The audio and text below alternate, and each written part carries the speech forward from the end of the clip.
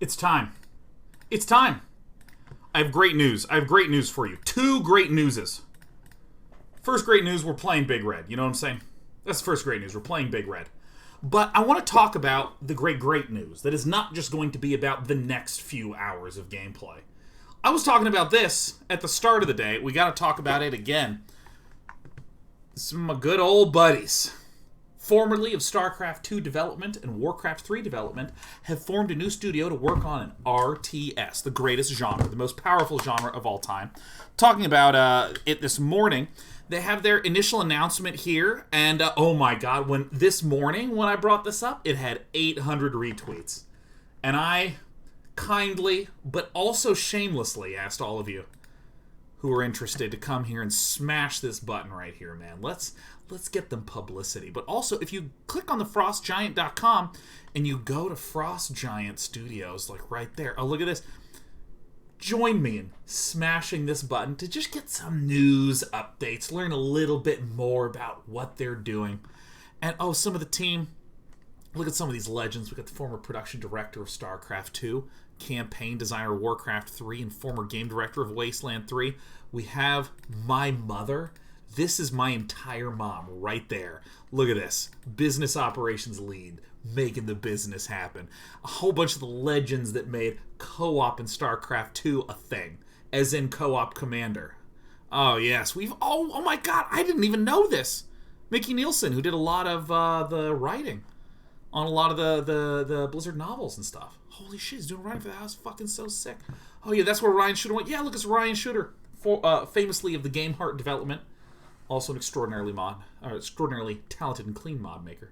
Yeah, co-founder of Day 9 TV. Yes, when Day 9 TV initially kicked off, when I was a wee lad and didn't know anything about business, my mom was instrumental in helping get everything off the ground. And of course, my mom's like, an entrepreneur, so she educated me on how to not be such a fucking dumbass, which I think that she succeeded at least 60% in doing so. The remaining 40% is how we make content here at Day 9 TV. Hence Mono Red. What a transition. This man is a speaker for a living. All right, let's talk about this list.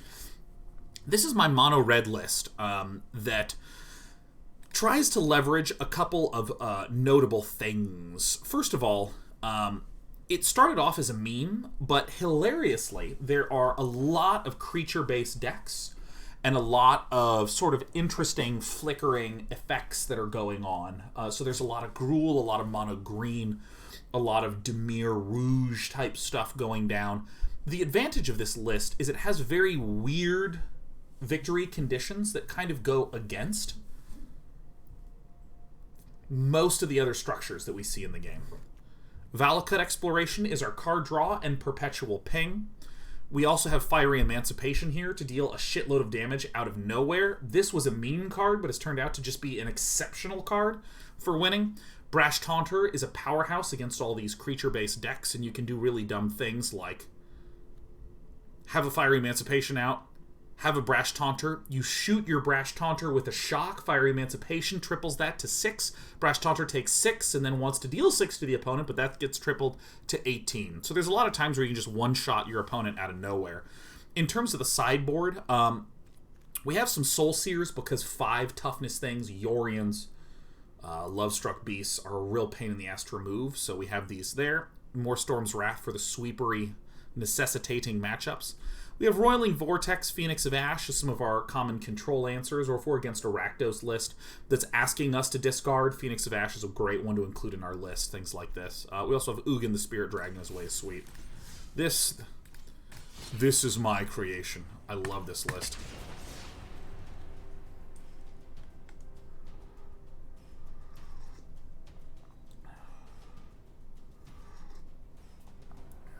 Rapican says, I thought by co-founder of Day 9 TV it meant that she was your mom and thus co-founded you. No, she co-founded the business with me and Eric, and then the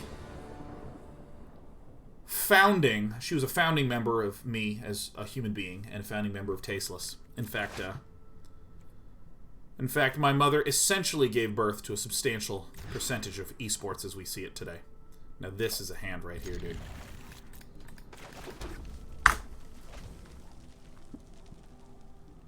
Lodge says, was thinking earlier, do you think Torbrand would be good for your big red deck? I don't think it would be at all. It doesn't really do anything for us.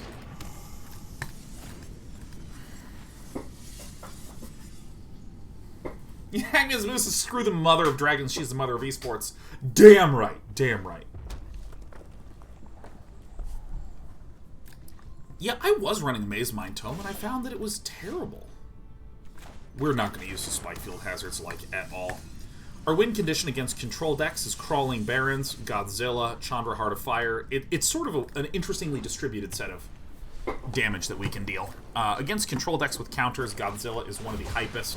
Same with Crawling Barrens, but we want Crawling Barrens to be at least a 6/6. If we try to swing in when it's a 2/2, it's really bone crushable.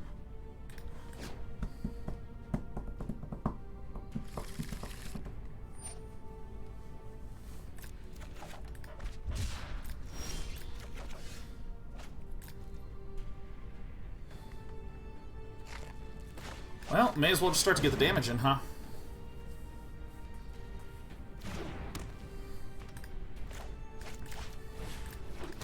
And keep the Valakut Awakening, because it's a nice way to get rid of all the removal. Cycle it out. So,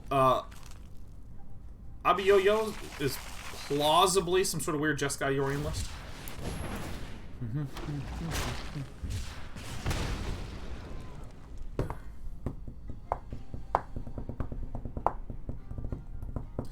ZW Stearns, I have a weird answer to this fantastic question. It says, Sean, I see they're going back to some of the roots that made Blizzard huge in the first place with RTS if they were successful. Do you know if they're going to go with the other half that made them a major force in gaming? ARPGs, the RTS proved successful. I'll be interested to see their take on Diablo 1, 2, etc. I sort of have a slightly fonky... let's see what we draw first. Yeah, that's a good one to play. I have a slightly funky answer to this one. I was talking about this yesterday, that I think that there is a broad, or I should say a broader, visibility on bigger business maneuvers. Bigger business maneuvers. Like, if you are already a successful gaming company that went back to their roots with this game, what do you think about them doing this one? This could be a great way to sort of expand and grow that market of people that initially got into Blizzard titles, etc., etc., etc., etc., etc. For me, as a small business person, it is a really unique feeling to say this is a great idea and to spend money on it, and then you put the idea out there and it doesn't fucking make like any money. It doesn't do very well at all. And so I think that, we're in their shoes, and also, I mean, just frankly, when I look and just see them making a thing, it's like my brain doesn't even... What? Oh, fucking Dream Trawler, are we serious with this shit? What? Transmogrify into a Dream Trawler? What? What am I watching? What am I witnessing? What even is?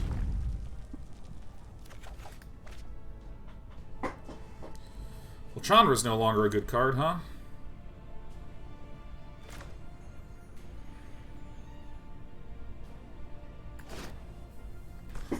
Fuck.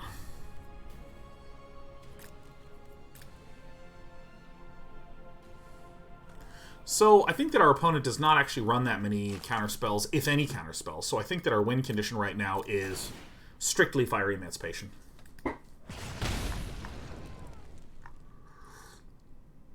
Negative EK Hawkman. EK Hawkman says, wait, is Mama Plot a game developer? She is a business person. She is queen business.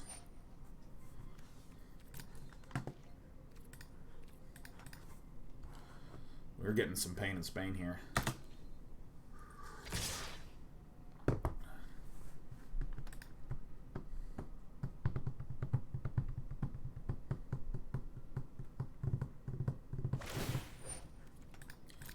Oh!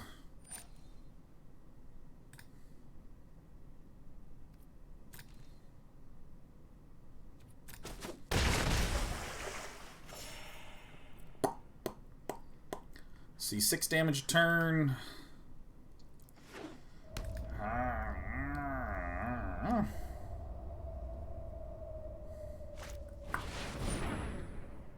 Okay.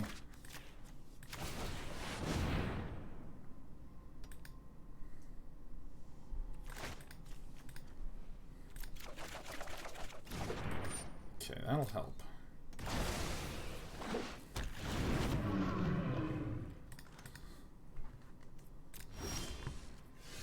Oops, I didn't buff that. Shit.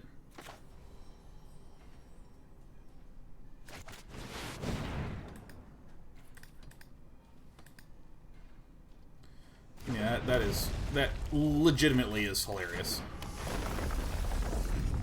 That this can be the thing that helps me win.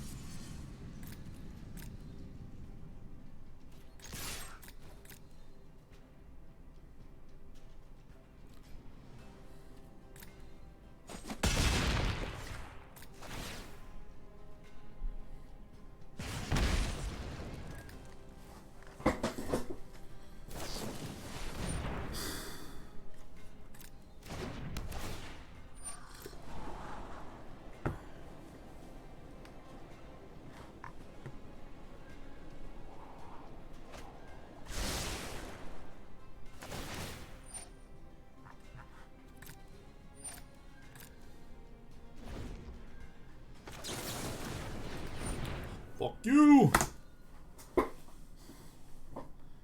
I mean, if there's no counterspell, there is a reasonable probability that we can win the game on the next turn.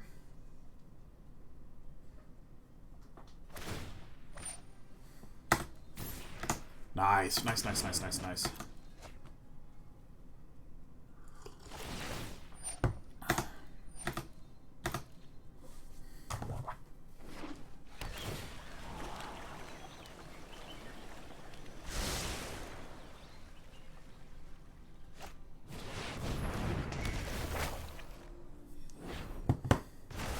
Alright, we're fucked.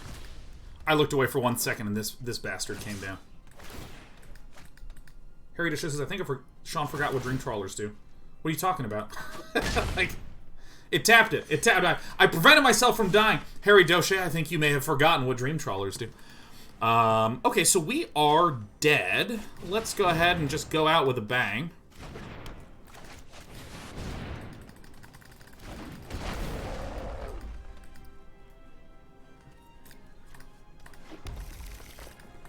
Bing bong.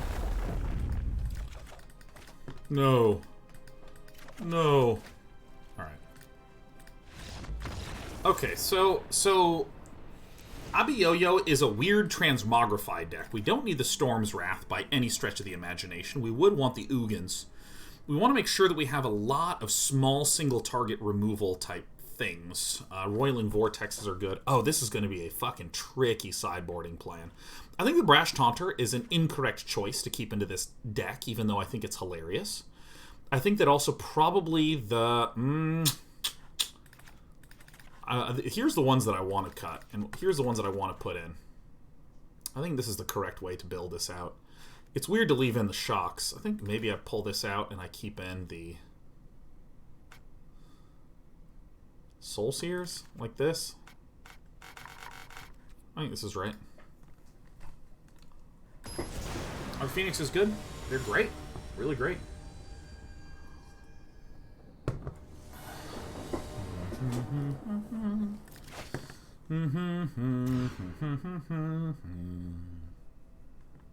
Looks good.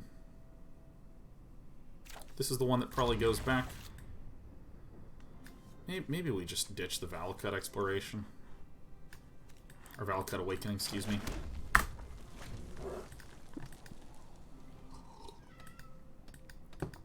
Thernberry says, we want to keep the shocks in, I think. We can fizzle Transmogrify with shocks. Soul Sear is basically the same thing as that, but it's a little bit more of an effective way to do so, because I can deal with the Yorion by dealing 5 damage with the Soul Sear. Shocks can only pick off 1/1s and worse. And also, it's the Transmogrify that is 4 mana, whereas I would be trying to cast a 3 mana spell to deal with their 4 mana spell. So I'm still getting ahead in terms of... what? Still getting ahead in terms of just raw value. The next mana that comes down for Abiyoyo is a significant one. Okay, so it is the white mana.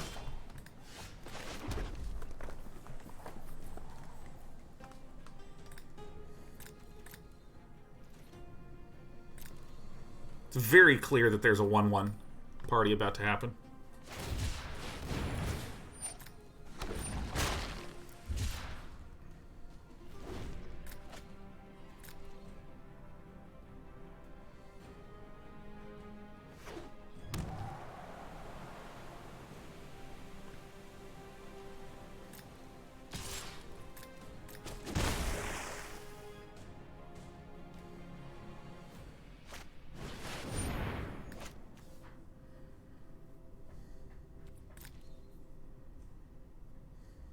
Do I want to Soul Sear this? I should probably just Spikefield Hazard it.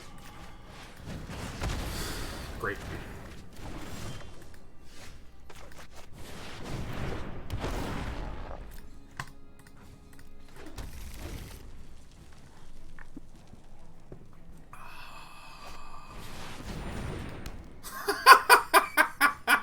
Abiyoyo's deck is just ridiculous, man. Absolutely fucking bonkers. I love it.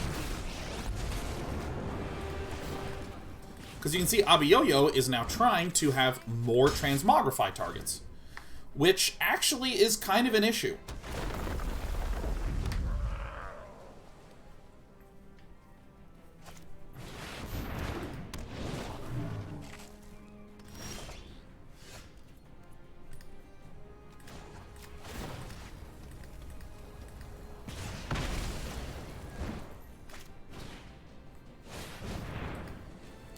This is a little bit of a pickle.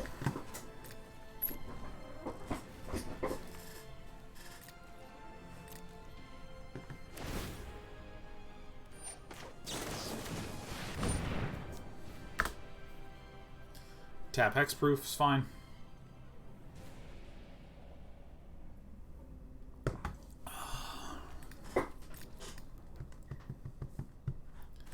So let's see. Yep.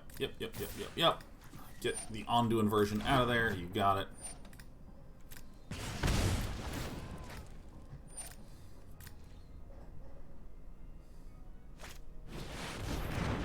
Holy fucking shit. 2 Dream Trawlers in the top 15? Oh, shit, man.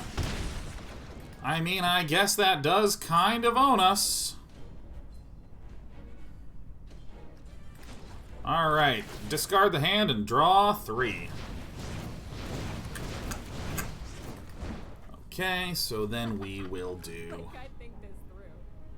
And this is... They're all exiled, huh? So... We want to do like this. Super, yes.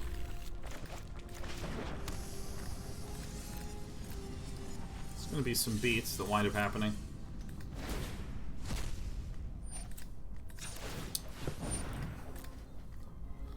Alright.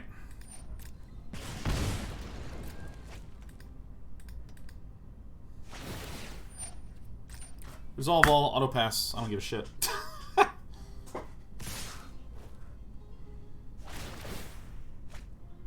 Opponent drawing like so many cards a turn. It's pretty bad. But what can you do? I mean, the huge mega win spot for us is... I mean, the Roiling Vortex helps a ton, but if we can heal our other Ugin. 3 fucking Dream Trawlers? Are we serious with this shit? I mean, I don't beat this. I don't beat someone that literally draws the Jin card every single fucking time. I mean... I literally... I don't know what to tell any of you. I don't know what to tell you. This is the dumb shit right here. Alright, let's just... What can you do? Sometimes the dumb shit happens. Sometimes the dumb shit happens, and that's fine. I mean, sometimes your opponent just gets a billion Dream Trawlers out when you can deal with 1 or 2 of them pretty reasonably, but... Lucas Mortoris is probably running only Dream Trawlers, right? Sure does look that way. Sure does look that way. I don't know what we learned in that. I think we learned that if your opponent gets 3 Dream Trawlers out when you're more of a burning red deck, then that is challenging to make.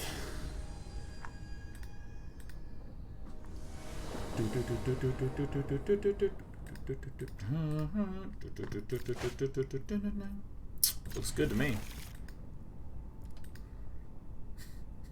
It's an important lesson, I suppose, is Albatross of Time. Sometimes you just lose. Yeah, man. I mean, sometimes you can make all the right decisions and still lose. That is life. Was that Uncle Iroh that said that shit? Man, that sounds wise as fuck. I bet he said that. 80% of all wise things said were said by Uncle Iroh, man.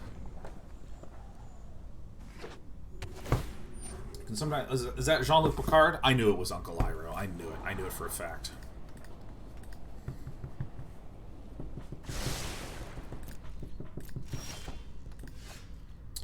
Alright, let's start getting our tappy wappies down. We see Dimir colors, which makes us happy.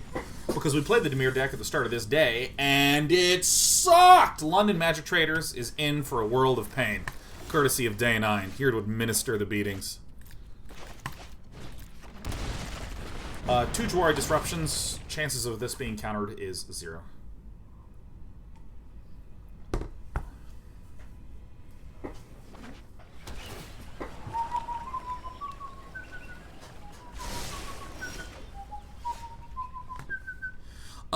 I think that I do want to play one Meowton here. Oh, we see some white. Oh, it's Temple of Enlightenment. Oh my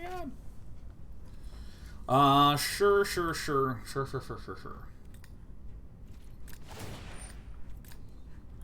her.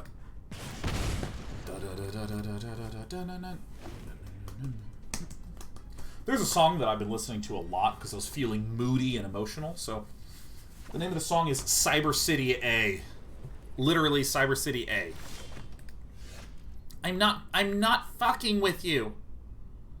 All right, you know, I'm gonna shock it in. Bam.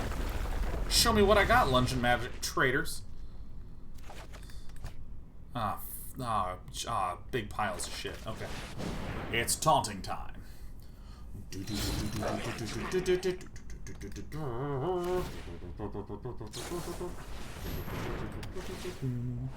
So, I mean, if we're up against the Esper colors, it's probably some counter spells in blue, some sweepers in white, some single target removal in black. We don't see a Yorion, so it's not guaranteed that it's not an enchantment-focused one. There's been a lot of, like, Yorion Prince of flickering nonsense. So, I mean, it could be this, could be that right out the gate, a good old-fashioned Elspeth Conquers Death bing-bongs right on down. Harry Doche says, oh, I didn't realize the exiling meant you can't use cycling. Yeah, it's kind of a subtle thing. Cycling, you may pay the cycling cost to discard this card and then draw a card. So in other words, I can't actually pay for the second half of that shit. Oh! Oh, fuck! Ah!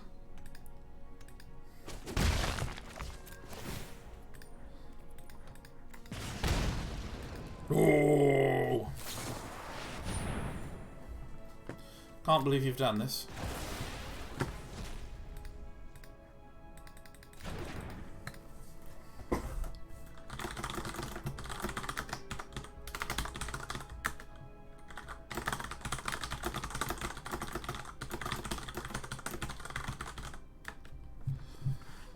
Alright, let's fucking pass this shit on. By the way, I just want everyone to know.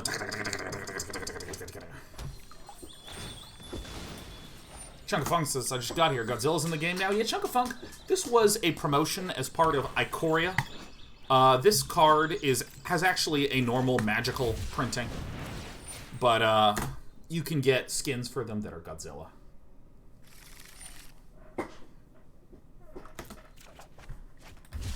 Solemn Simulacrum.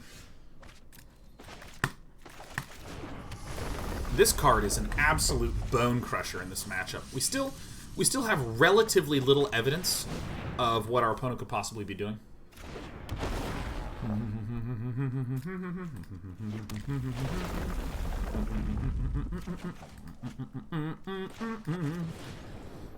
Fuck you.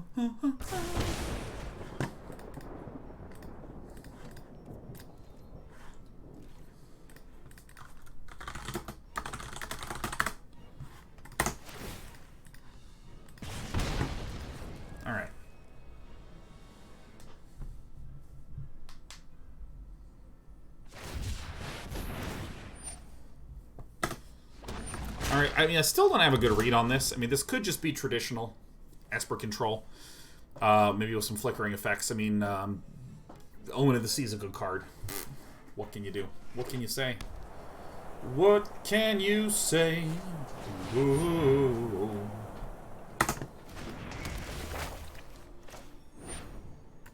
Oh, this is the one you want to go. I was like getting ready to like fucking shoot my own guy, man.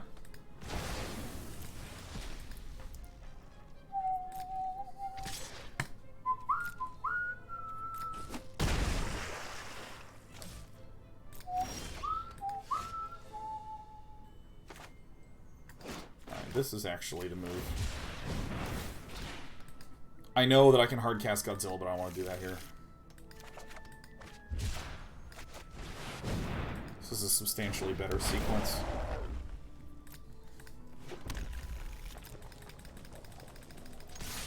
My health does not really matter the most because my opponent doesn't have a lot of ways to deal damage. It may have even been correct to just, like, smash down and kill the shark.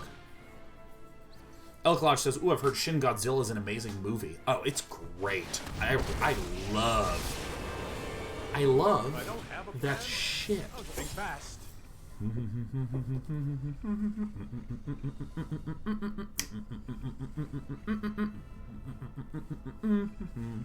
A Shin Godzilla is basically a sort of modern take on the Godzilla style of movie, where it's a lot about the governmental inaction and the sort of bickering and infighting and that sort of thing that winds up happening.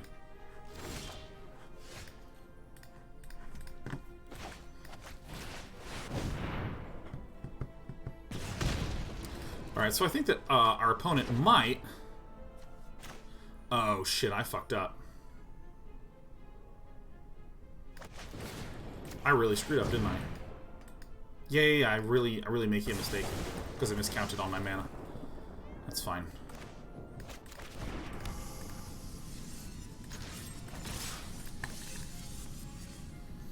I accounted for the initial cost increase of the first spell, but not the second spell. I don't want to kill this because my opponent has nothing that can be brought back into the graveyard, so I just want to immediately move on. Thanks, Ghosty.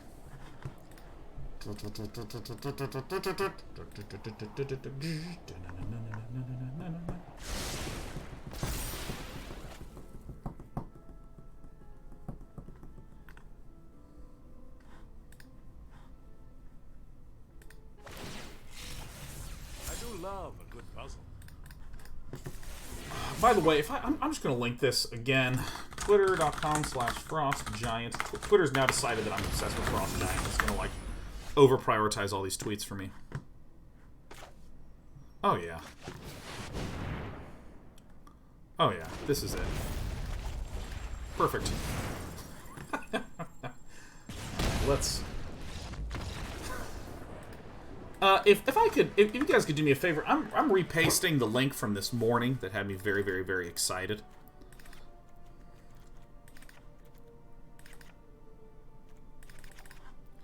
If any of you want to retweet this is former StarCraft 2 and Blizzard Warcraft 3 people forming a new company to work on an RTS, and my mom is one of them. So I have to plug this company for the honor of the bloodline.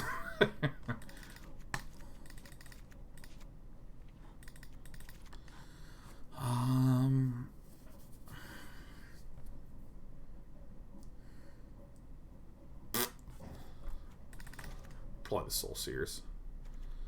Curve looks a little funky, but it's actually a little bit more like this. Madden says, people say this all the time, but thanks so much for providing a nice place to hang out and forget about other worries for a little while, Sean. I needed it today. Man, we got you, Madden. We've been talking about all sorts of just unbelievably stupid shit. It's been great. It's been great. Leo's Klein says, nepotism is the sincerest expression of love.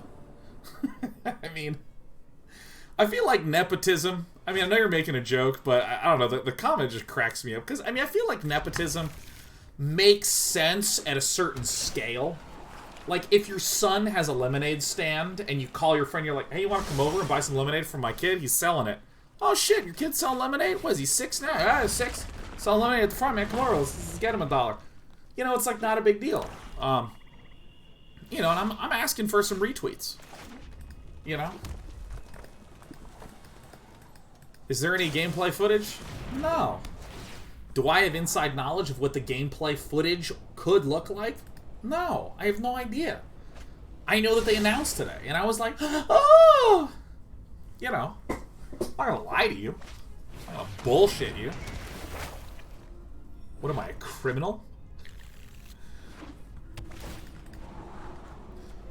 Alright, there's some more enchantments. Ooh! I think I'm gonna delay playing both Valakut Explorations because I want some Solemn Simulacrums out. Because we have our good friend Ugin.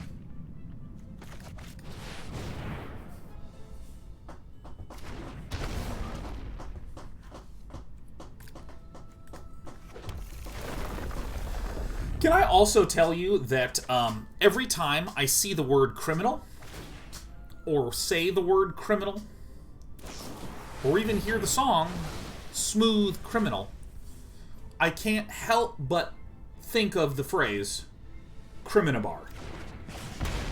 Because, as I've told you many times before, that when I played Big Game Hunters in Brood War many years ago, one of the Big Game Hunters regulars was... Alright.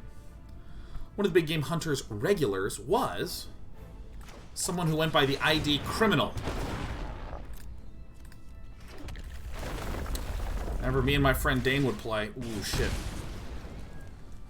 We noted that instead of an L, it was a bar. It was like a pipe symbol. So me and Dane called him Criminabar.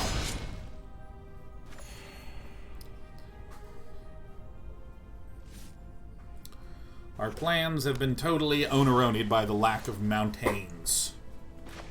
Alright. Who loves exploring in the Valakut region? You know, Thirst for Meaning, I'm kind of surprised that I haven't seen a Doom Foretold, but, you know. Black Quetzal says, wasn't a BGH game that was the first Fun Day Monday?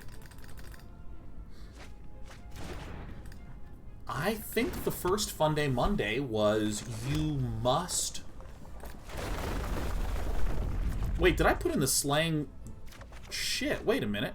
Did I put in the Slaying Fires instead of the Soul Sears? I thought I put in the Soul Sears. What? Oh, I see. Oh, how doers get more done. Hi, Sheriff.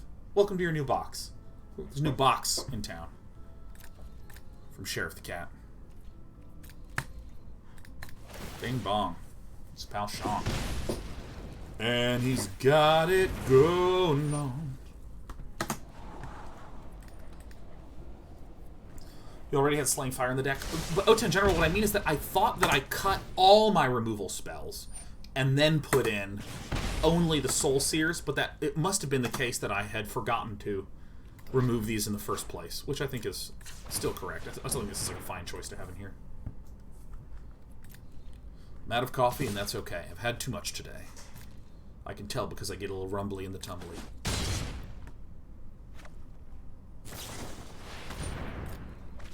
Wow, this is an act of desperation right here from the London Magic Traders. So is a deck like Big Burn? Yeah, he can think of it like that.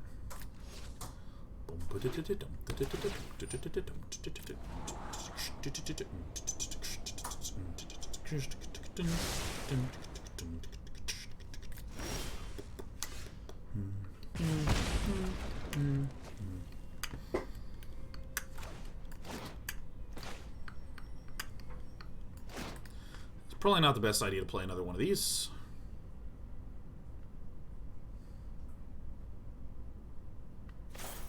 All right, I mean, I'm desperate. I'll do it. I'm done, man. This is gonna kill me, and this thing's gonna kill me, man. This is Baneslayer Angel, you know. Gotta get right on out of there. I might actually cut the Roiling Vortexes. Oh, LOL.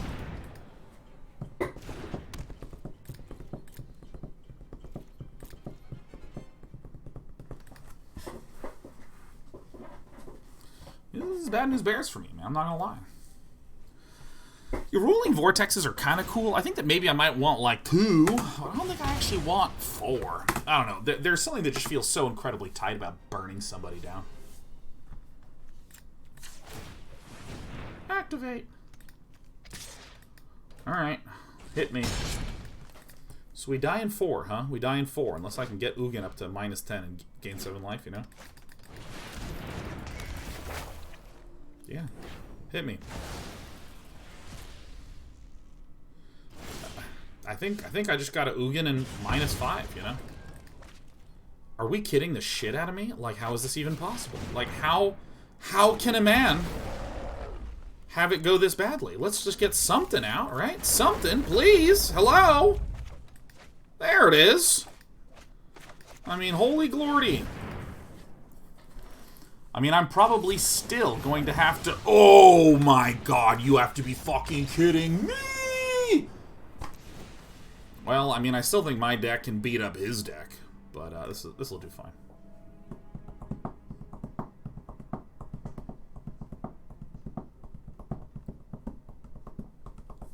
Hell yeah! Past 1,000 retweets. Thanks everyone. I just trying to plug this company. I gotta help out the mama bear. She's awesome. All right.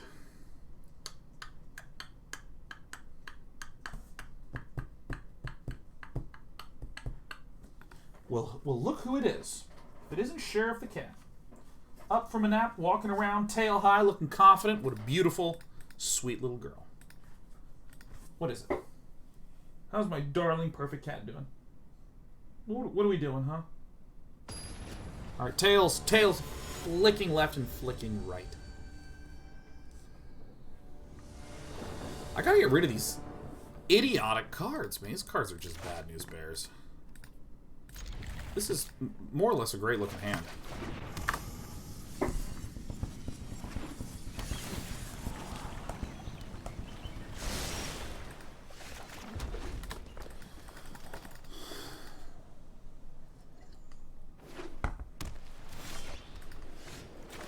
Alright. I'm one land away from being the most powerful nerd that ever lived. Not a nerd was seen that was as powerful as Day 9.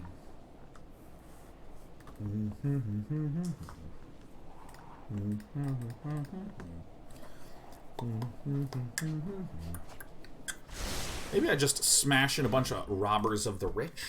Maybe some robbers of the rich. Rush analysis I'd be applying to the shit out of Frost Giant if I didn't live on the other side of the globe. I actually don't know if they require butts and seats. Deja says, is Day 9 a nerd, a geek, or a dork? Oh, I'm definitely a nerd, man. Arrgh.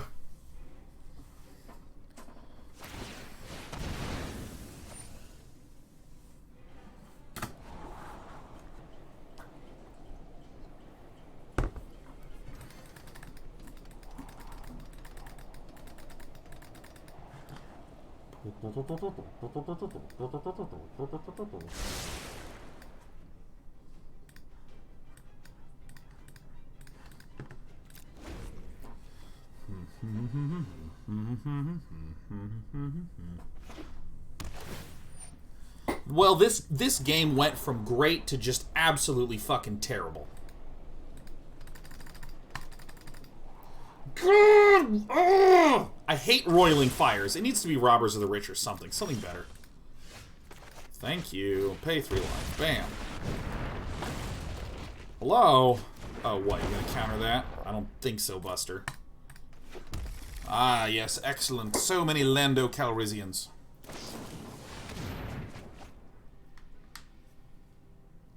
Okay, Hawkman says, I hope Frost Giant makes an RTS that has cool factions and stuff. I actually hope that the RTS is so abstract in execution, it's hard to tell even what it is. Like, I'm talking, like, the resources that you collect are right clicks, okay? That's the resource. Screw minerals and gas, it's right clicks, okay? So instead of minerals and gas, it's right clicks and box selects, okay? Like, oh shit, I don't have any more box selects, so I can't pick any units. Like, how I want dumb shit, okay? All right, you know, what else could we have? Oh, I am never, ever, ever, literally ever going to get mana in my entire life, am I? This is why I run Solemn Simulacrums. You know, I actually was talking to a friend, this was a long time ago, this is like 2009, about the idea of when you have a competitive game. Okay, let me try this. In a lot of games, there is the narrative layer that gets you into it, and often the narrative layer that inspires the developers. For instance, Age of Empires, which I have been watching so fucking much of, right? Age of Empires clearly was inspired by, man, how does an ancient civilization grow? It's not called Tier 1, Tier 2, Tier 3. It's called the Dark Age, and the Feudal Age, and the Castle Age, and the Imperial Age, right? It's structured in this agey kind of way, right? And same thing with Brood War. You know, Brood War has the entire structure of... Pay 3 love. Brood War has its entire structure of... We're the Zerg, the insect-style race. Ooh, what would that be like? Let me try to think through and explore, you know, what a Zergy race might look like, you know, a more insectoid race. Okay, and so this inspiration point can often generate interesting, cool gameplay. Like, ooh, the Creep, they're sort of expanding their gack of influence everywhere. Quote me on that. But what winds up happening with a lot of competitive games is players quickly look past what the narrative is, and they get obsessed with what the gameplay is and the success points in the gameplay. So, for instance, APM. Multitasking, management, never stop building workers, you know, these sorts of things. Like, never stopping building workers feels like a rhythm game when you play in RTS. It feels like build worker, and then 30 seconds go by, build another worker, and then another 30 seconds, build a worker. And then your Marines every 15 seconds, build a Marine. Build a Marine, build a worker, build a Marine, build a Marine, build a worker, right? You kind of get this cadence going that's, again, it's very much so about the interactive medium, much less about the sort of flavor of what's going on, much less about the narrative flavor of what's going on. And so the conversation I was having with my buddy way long ago was, what if, after, in some genre, players learned, like, what the gameplay was about and how all that shit functioned? Need to wait one more turn on this. So, this is the one that we want to run out. I should have actually waited on this. I should have attacked first and then played this and shot. And so the statement is, okay, what if you took something like a StarCraft and then found out that it was about like APM and rhythm management, something like that, and just made a game that was that on the surface? Just absolutely, bluntly, obviously about that shit. And I mean, actually, this is like a hilarious idea, right? You make a fighting game where you don't even have a character that punches and hits. You have little rhythm combos that show up, and you're trying to out-rhythm each other, and it's just gauge management, right? That's the sort of shit I'm into, right? So instead of workers that are collecting... Slaying fire... So workers that are collecting money, workers that are collecting right clicks, that are collecting box selects.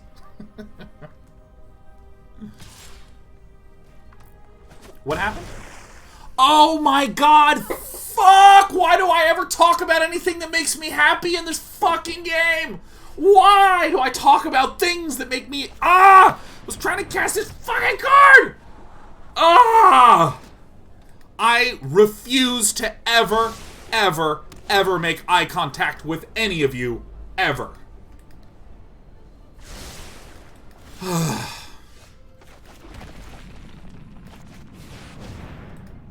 Hello.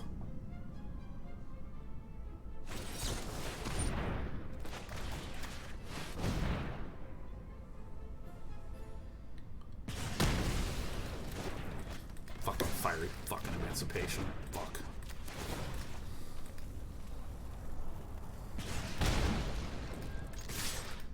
Never talking about anything that makes me happy ever again. I refuse to do it.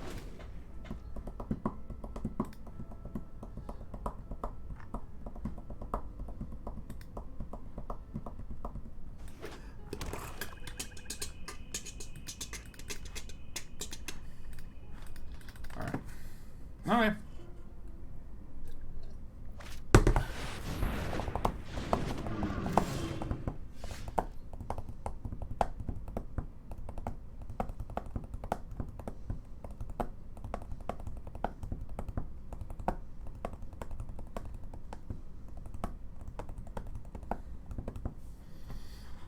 Is enough for a fucking neutralize, huh?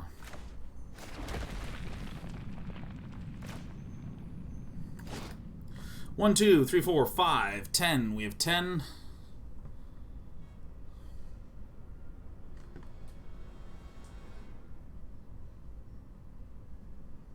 Fuck it. You can counter, I don't give a shit. I don't care. I already said that. Why would I?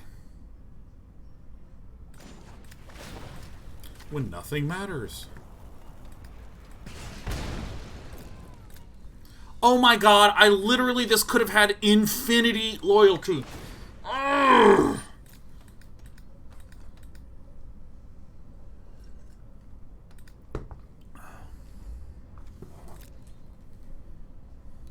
Hit it. I don't give a shit. I don't need my creatures to live. I don't need my planeswalkers to survive. It doesn't matter to me. It doesn't matter to me because nothing matters to me. Because I've given up on hope. And I'll heal even more.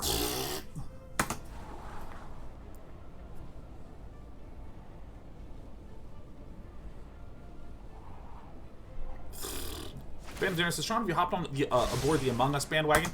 The game's it's fun. I don't care that much for those kind of games in the long term. That's my reaction to Among Us. You know, game's fine. It's a fine game.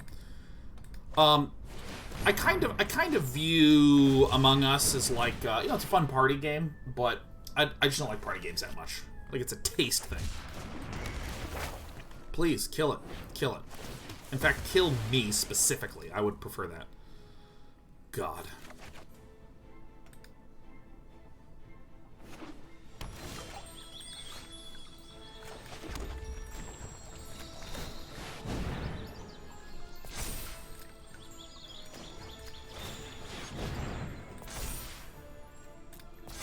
Let's go to battle.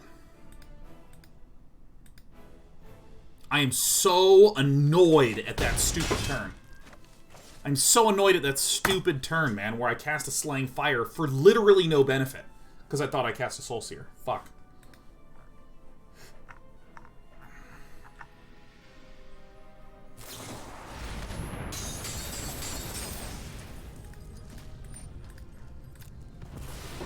Yeah, I mean, like Among Us is, you know, it's perfectly fine, perfectly fun game. But one thing that I'm not going to do is be like, holy shit, how do I get more Among Us into the stream schedule? How do I change everything that I'm doing? Oh my god. How do I hurriedly reach out and find the best people to cross-pollinate? I mean, I'm actually pretty irresponsible about that. Oops, I should have shot the guy in the face. I'm making mistakes. My skills are moving fast. This hurts me. This situation hurts me so much because I lost a key tool to being able to stabilize. Ah, fuck, man. The Slaying art and Soul Sear art I always confuse anyways as well. It's just, it's a big pain in the ass. And I think this dude only runs the neutralizes.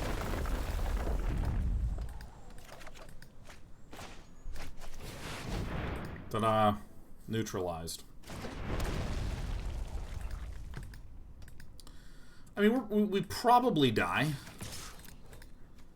The villain being able to draw 4 cards seems perfectly reasonable. Oh yeah, and then we die next turn. Ah, god, that is so fucking obnoxious, man. We literally had a completely fine position, put in the deal 5 damage card, and we just didn't fucking hit the button, man. That is so frustrating. Ah! Alright. Yeah, let's get a Robber of the Rich. Robber of the Rich might not be the right card. Is there another good anti-control type card? Phoenix of Ash is very good. I mean, it's probably just a Robber of the Rich. Seems perfectly acceptable.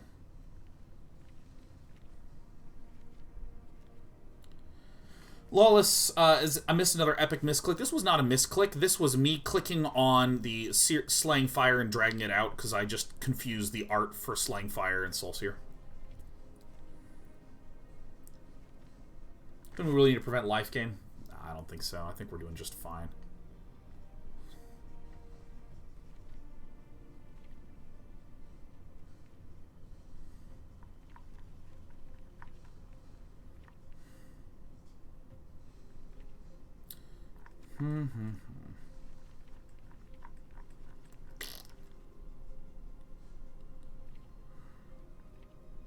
God, I am so annoyed about that. It is so dumb. Ah! Because these games just take so long, man.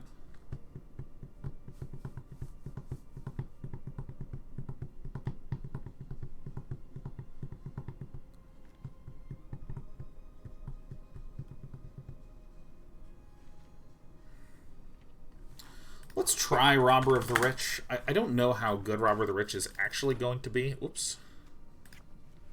Jesus, come on.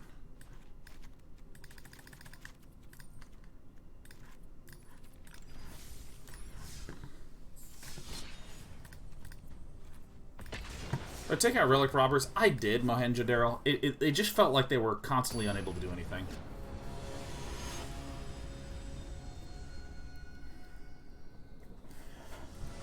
Well, see, this is one of those losses. I mean, that's like the most I'm a StarCraft player kind of loss that I've had in a while, which is like the everything's going great. It's like a 50-minute game, and then just one misplay, and that's it.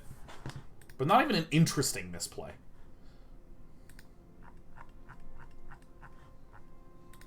Just like a, okay, cool. Here we go. And then it just... nothing happens. I want the 2-mana thing. I want the 2-mana thing.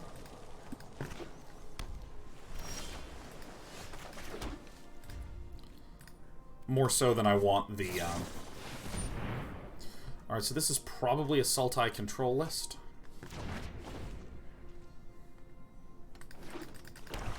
Third Rabbits and Trenchcoats is describe what an interesting misplay would be is if, in a situation that was very complicated, I made some sequence of decisions and went, I think this is the right one. Ah, damn, you know what? This was not a correct decision. This was a misplay. Do I chuck everything back? Or just these two? I think maybe just these two. It's a very good run out.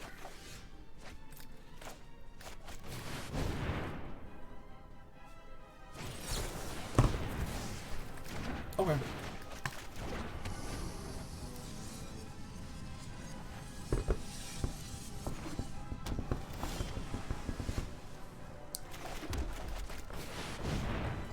Could be a deck full of counter spells, but I mean there's green and there's black. So we'll kind of see what pans out from this.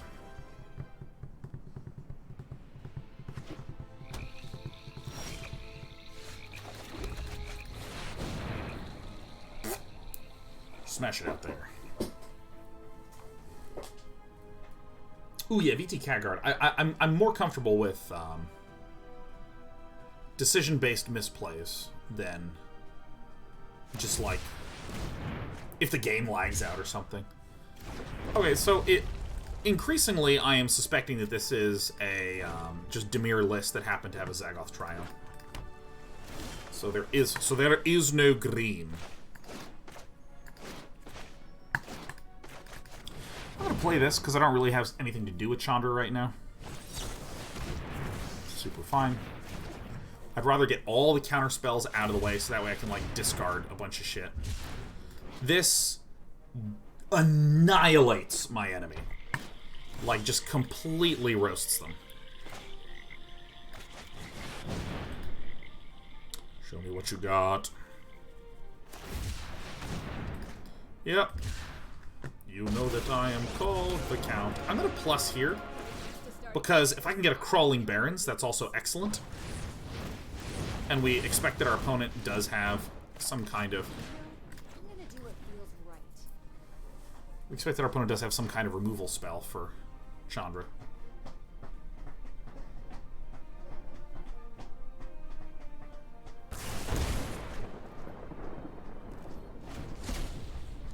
Wow, no removal for Chandra. Wow, wow.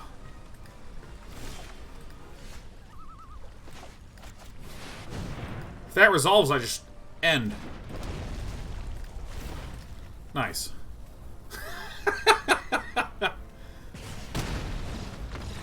Nice. Okay, so this is why we like having these kinds of things in here, right? Because if I can remove basically all of my removal, right, as step one, and I probably don't even need the Brash Taunter, and then I can bring in a bunch of creatures. And Ugin, that's like super sick, huh?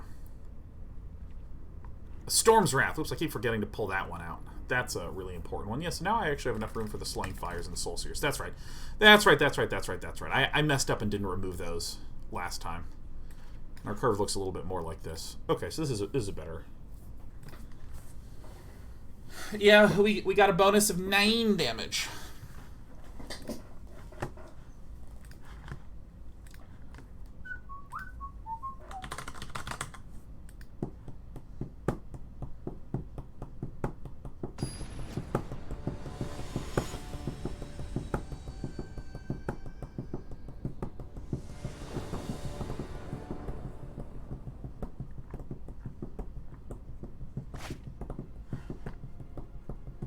Hand sucks! Get me the fuck out of here, mulligan. Okay, here we go. Bam! And... she's a keeper. Alright, the thing we cannot cast is the thing that we shall throw back. Alright, Chandra, welcome back. We're going to Underworld Breaches help with the grindier matches? I don't think so. I think we have, like, a lot of tools to be able to get there. Take your pick, friend.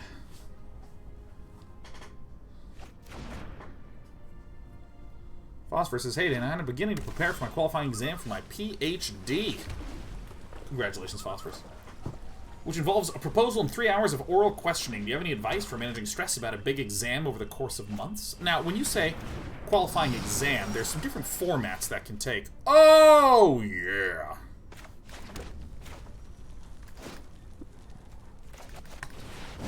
A couple different forms that this can take, Phosphorus.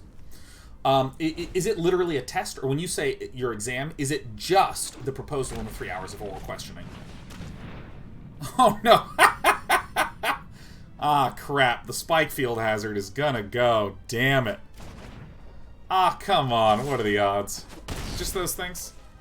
Phosphorus, rehearse it until you're bored, dude.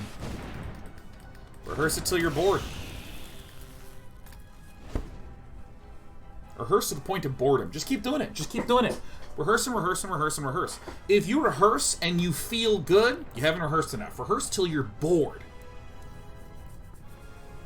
Like, if you watch, say, my intro to the PC gaming show, not this year, but like the 2019 intro, I rehearsed that intro that was like 90 seconds for like 4 hours.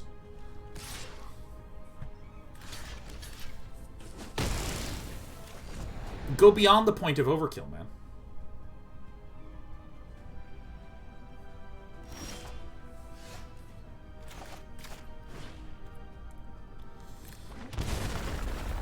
I nailed that intro. Yeah, I totally did, man. I was incredible. I ruled, dude. And you know, it wasn't even an amazing intro. Because, I mean, there's a thing that people say that I think is... It's a wee bit derpy. There's a derpy thing that people say. Phosphorus says, one source of stress is the fact that my committee can ask me anything from the field of microbiology. Get someone who... like, reach out to a bunch of people, okay? Reach out to a shitload of people who have... Is this thing in the bin? Yeah. Reach out to people who have gotten a PhD from the program. Reach out to other students who are in the program. Reach out to professors from other areas and ask the kinds of questions that you would see them ask and shit. And then ask for and schedule little bits of time here and there. Like, hey, excuse me. Oh, shit. Oh, that's bad. I mean, I hate to see that. That one's terrible. Alright, hit me in the face. It's fine. I don't care about anything anymore.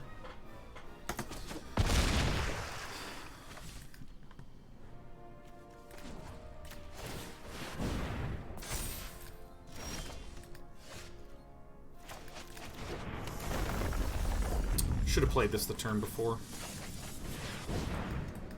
I'm more than likely dead. And just get people to ask you shitloads of things.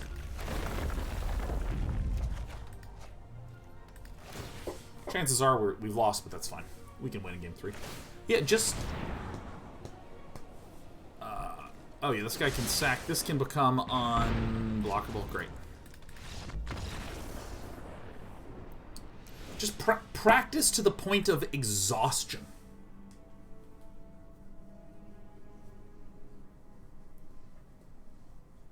And I don't mean exhaustion of, like, practice until you're passing out, but I mean practice to the point where it's like, I literally can't even think of something that they wouldn't already ask me.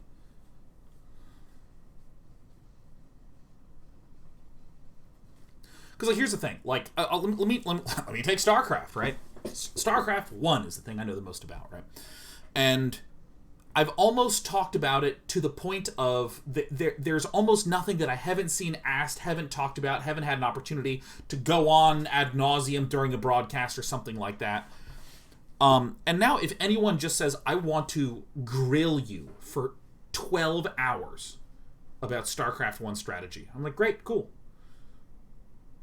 And it's not because I actually have practiced for all the answers. It's that I've had a lot of experience giving tons of answers in tons of situations. Because here's another thing that's really true. Let's imagine, okay, since this is biology, I'm going to make up a really stupid partitioning that everyone can understand, including a non-biologist like myself. Let's say you studied a whole lot of organisms that live in forests, but not a lot of organisms that live in deserts. Okay? If someone asks you about desert organisms, you can actually leverage the knowledge that you practiced elsewhere to make it relevant here.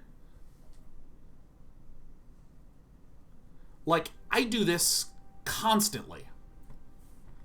Is this actually acceptable? I have an idea. I'm going to try something. And what I mean by this is, like, I know a lot about StarCraft. So when I talk about Company of Heroes, which is a game that I do not have a lot of depth, I can begin to say things like, well, here is the thing. Like, let me, to contextualize what makes me feel weird about Company of Heroes, you have to understand how StarCraft gameplay typically works. Typically you have A and B and C and D, and now I'm spending all my time talking about, you know, the game that I have experience with. You know, it kind of goes like this. This is just you may cast it from the grave, no blocks. I was not prepared for this.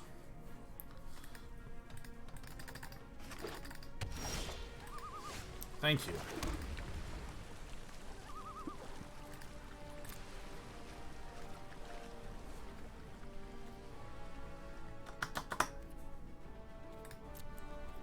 Oops, I messed up my full control. I was trying to say no to full control, but I'm making a mistake.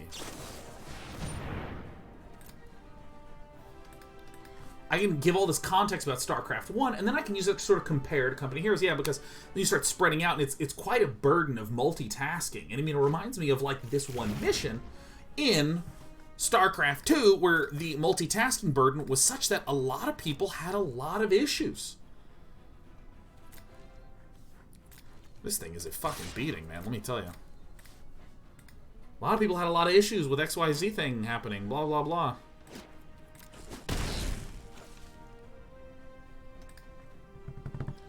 And so, I'm talking about really broad things, but, like, if you're in your field and there's maybe 10 different things that could possibly get talked about, there's 10 different things that could get talked about, and you studied 7 of them, and your opponent, or you're not your opponent, your professor asks you about one of the ones you didn't study a lot about, you can leverage the other 7 categories to pad out the answers.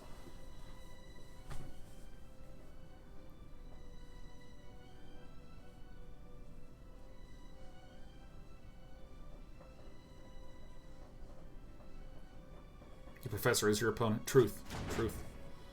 I think I maybe needed to cast that there, but... Oh, no, it's whenever.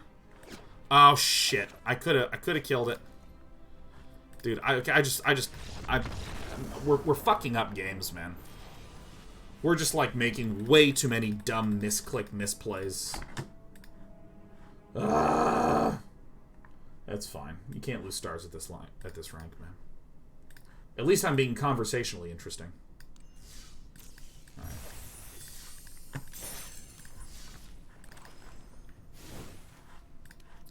I think I should have left the Scorching Dragonfires in when I saw that and pulled out the Slaying Fires. That I think is the error that we made in that. Like we literally have the tools.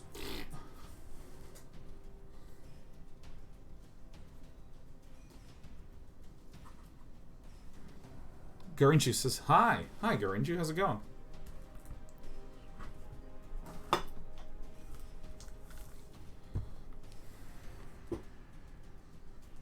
We've made misplays in both of our last best of 3s. That has us a wee bit frustrated.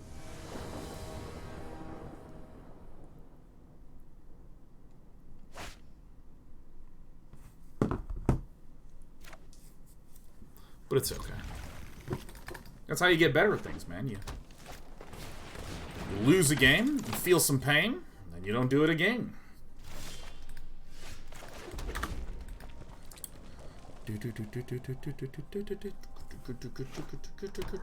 Perfect. Is this the... Great. You love to see it. Ouch. I am just going to get rid of, I think, the Edgewall Innkeeper, something like this. No, I think I've got to get rid of Stone Coil Serpent, because Stone Coil Serpent has counters on it, which would make the... Nice.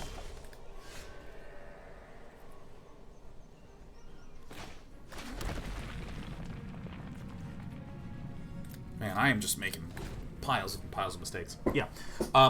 I think that with the counters on it, if it got evolved upon, there's a huge risk of it being a 6/6. And 6 I can't really deal with. 4 and 5 I can deal with just fine.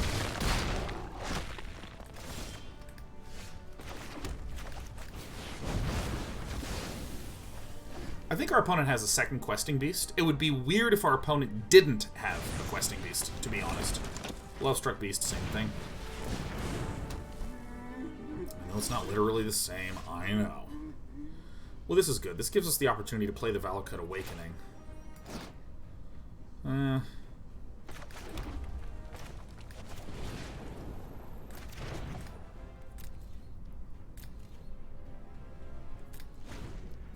I want to disable a few more things. By the way, we own Gruel, man. We dominate Gruel.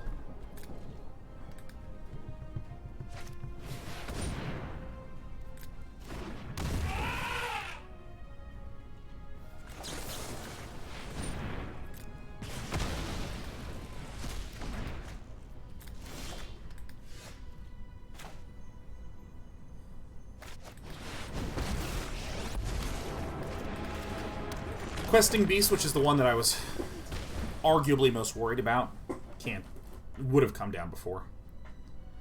M. Hatter says, are you able to talk about MTG and mobile at all? I was curious if you've played it or if you've just plugged it during the Zendikar preview. M. Hatter, I can talk all sorts of about that thing. And the truth is, I don't know anything, man. That's all my information. In fact, for that preview, oh yeah. For that preview, I didn't even, like, have mobile on the phone. Because whenever you are doing filming for something, if it's for, like... If there's a screen that you're going to be filming, you put the color green on the screen. So that way, they can green screen on top of that color and make sure that there's no weird glare.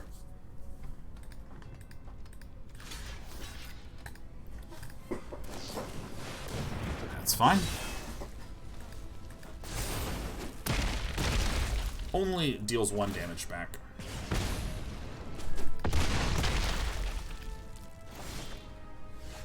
Okay.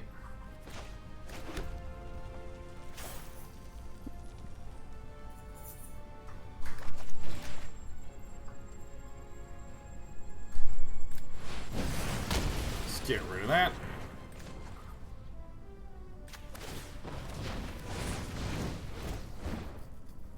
I can be a little reckless. So what?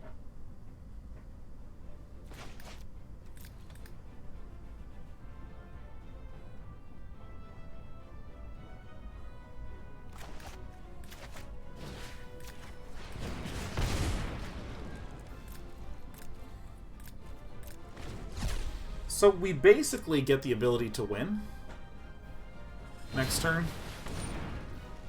Unless that happens.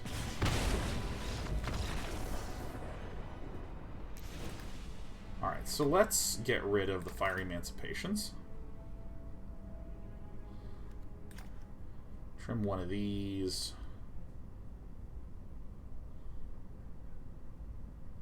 Shocks are not the best here. Soul Sears are the best. Storm's Wraths are the best.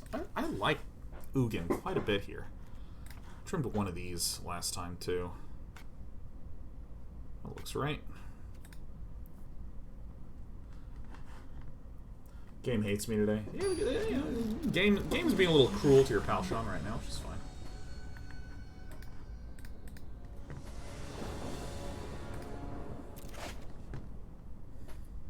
Alright, 1 land is bad. Alright, this is pretty good. We don't want this one.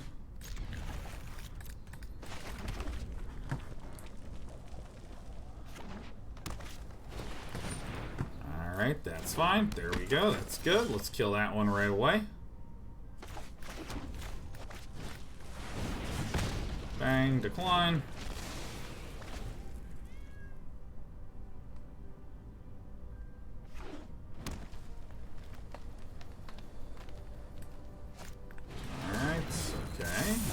So far, so good. Enters tapped, alright. I mean, the thing about matchups in Magic is that, you know, even 90-10 matchups are lost 10% of the time. Alright, nothing was done, so I feel relatively comfortable stating that there is definitely a questing beast in there. There's a lot of 3-mana resources there. Oh, terrific. Great. Take action. Take action. I think the probability of it being land questing beast is very high. How many monitors do you have? Just 2.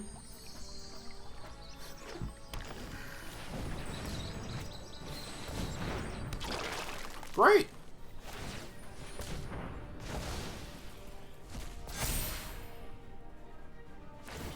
My opponent smashed that out so fast. I was like, you got it, man.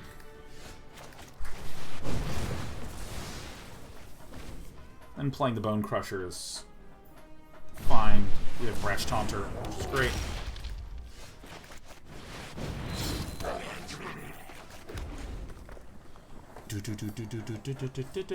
And now it could be Mountain Embercleave. However, we see Sky Eater has opted to just get a shitload of green mana, so I think it's more likely that my opponent just does not have a play. This is probably it. This is probably the business right here. Be nice to get a land so I can go Valakut land Storm. Wasn't meant to be.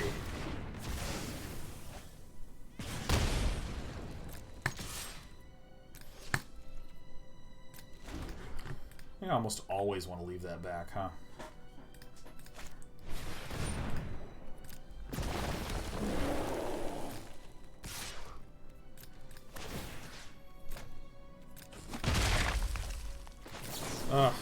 Alright, absolutely misclicked to oblivion there.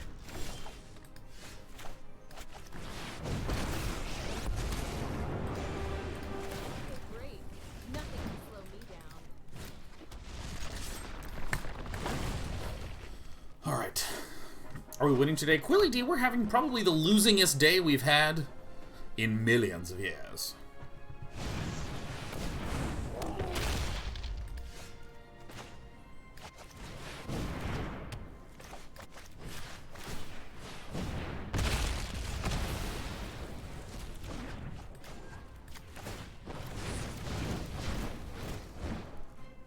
You know, I'm gonna do what feels right. Nice. You did have an 18 damage Chandra shock, though. That was cool. That was very cool.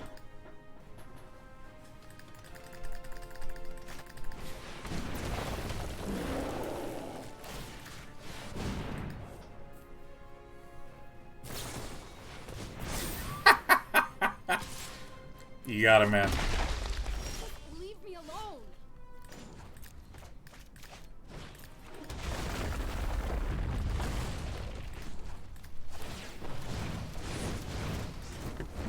This'll do fine. They call it.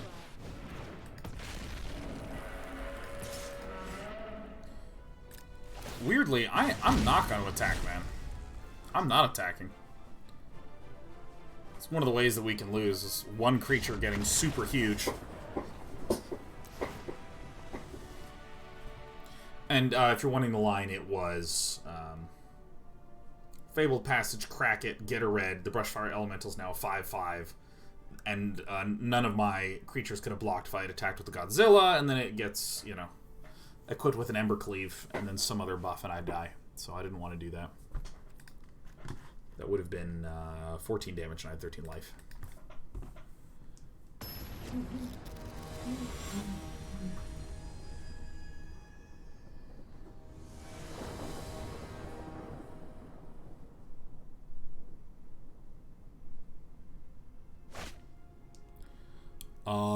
That'll do. That'll do just fine. Turn 1, turn 2, turn 3. Yeah.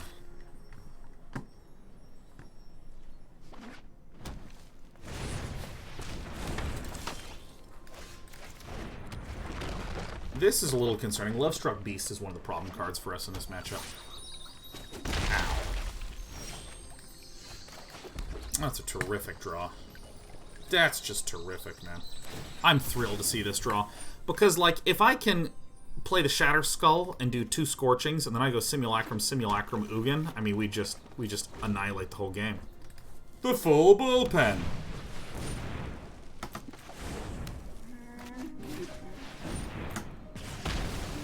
I know it looks bad to kill a 1/1. I know it does. I hate to do it myself. Please put a stop there. Questing Beast hurts, for sure. For sure.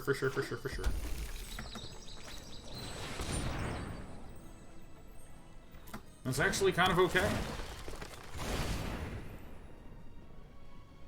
Nothing?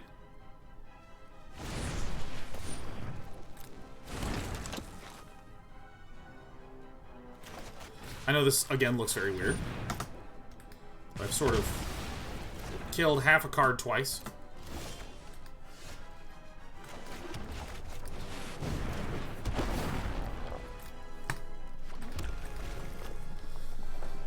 Okay. But the thing is, with the Great Henge down, the only thing that comes out as a 1/1 is the tokens. So if I eliminate the tokens, it's virtually impossible for these to ever attack.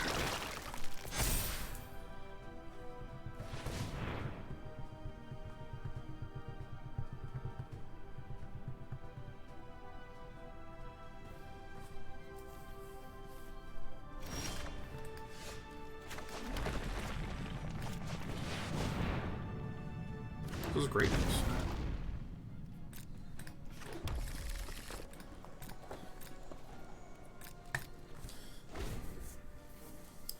Now let's see what Villain does here. Let's see how this entire turn plays out. Because we might want to Ugin, And XE... Oh, this is 9. Okay, so, you know, we then have our turns pretty cleared out for the foreseeable future. Single block is fine.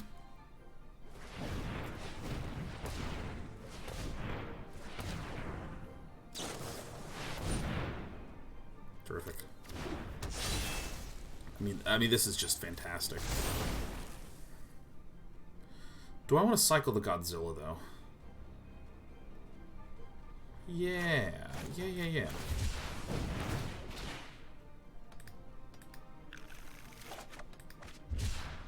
Nice. Alright, let's take that. Nice, super nice. Good stuff, good stuff.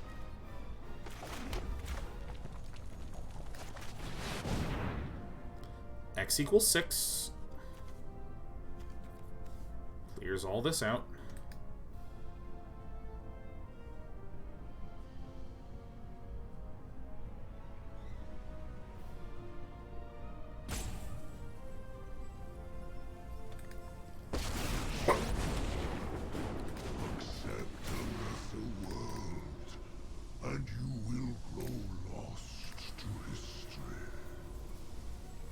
So I think it's a lot of stuff.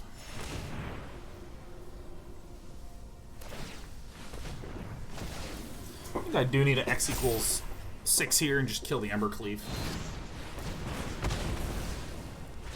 It's fine. I think this is fine. Brushfire Elemental is a little bit painful. Man, a lot of drawing happening here.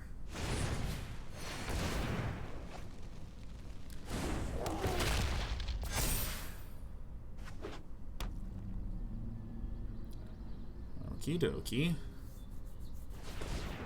What could possibly be getting cast here? Okay. Okay. Okay.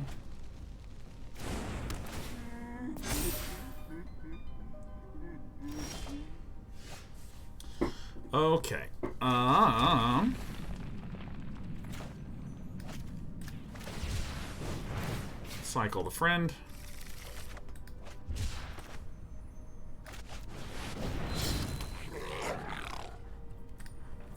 Put up a little bit of reasonable defense.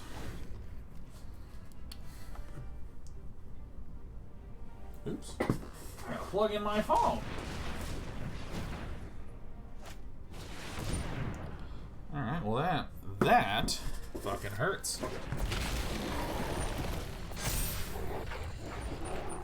So that looks like a questing beast, which... Yeah, I mean, this looks like another Embercleave. Man, this sucked! Today is rough, man. Magic does not like us today at all. Yeah. Okay, well.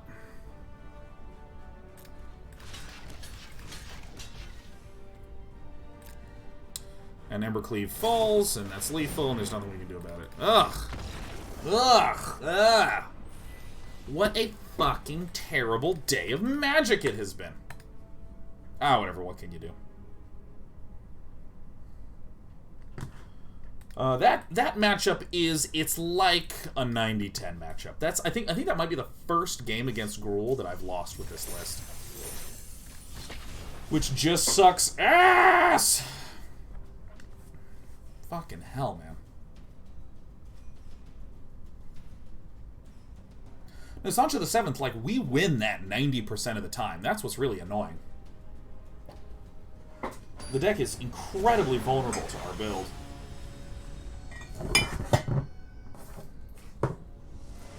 Oh, fuck.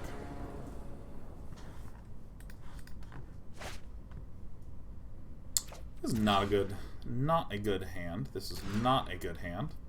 Alright.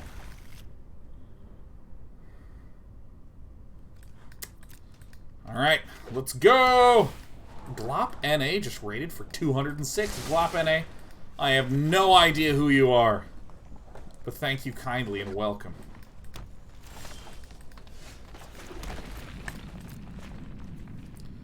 Alright.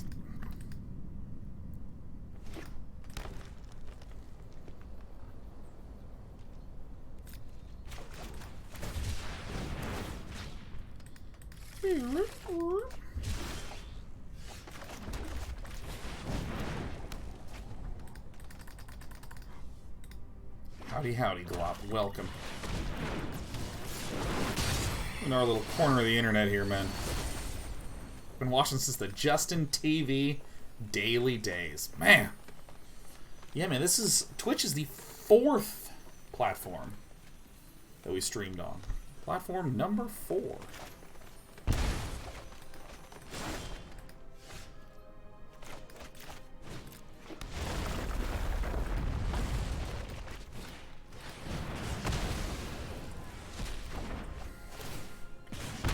Gorgox says maybe the side needs some artifact destruction for Henge Cleave.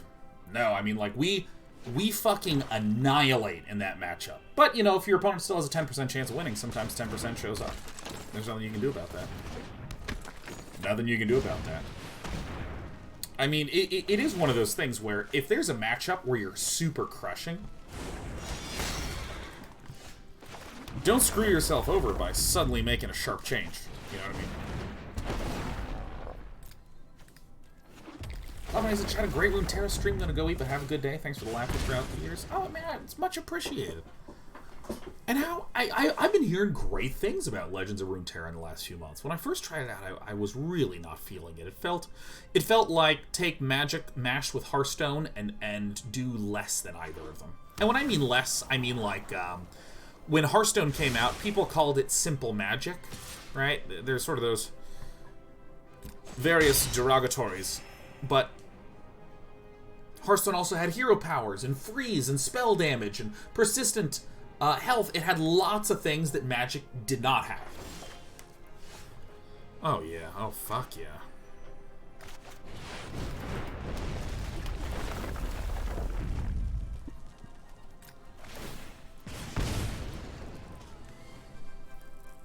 Had lots of these like really cool things. And when I think about when I first played Legends of Runeterra, there was a smaller number of those fresh things. I think one of the things that I really liked is if you have... I'll use Magic terms. If you have a legendary creature out, well, I can't cast a legendary creature from my hand anymore because of the legend rule. And that is poopy. You hate to see that.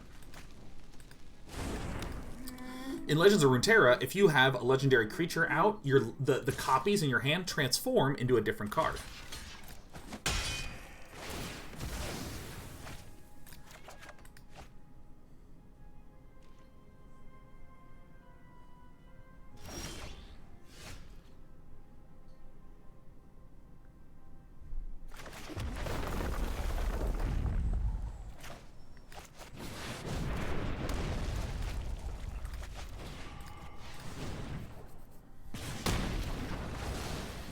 Casual doming for 9.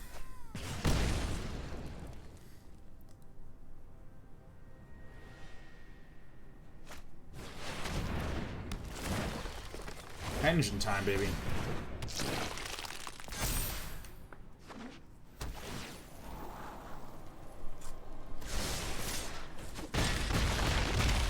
Uh-oh.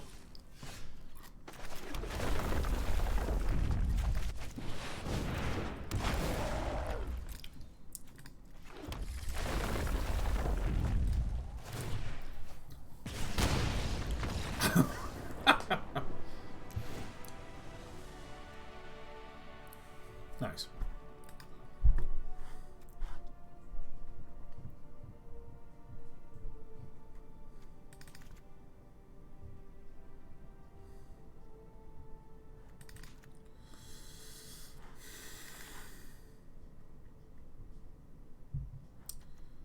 Brash Taunters, I don't think are... Well, my opponents kind of go wider.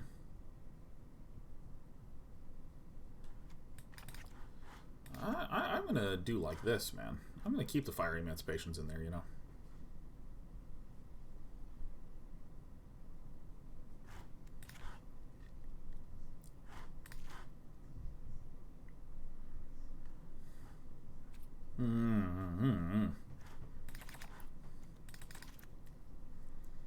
Villain has a lot of tiny creatures. It's the swarms of tiny, tiny creatures. This is really high value because we're up against the Vivian.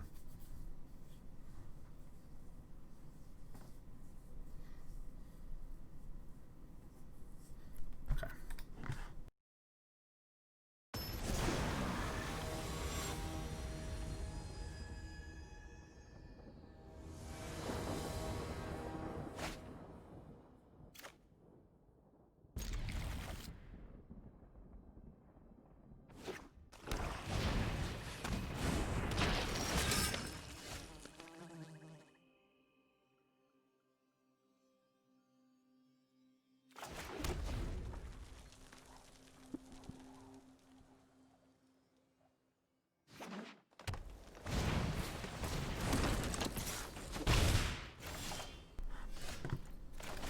EXE Zealot, asking if I have seen JTS with me around recently. Sure have. JTS with me is a regular here. An all-round grand human being.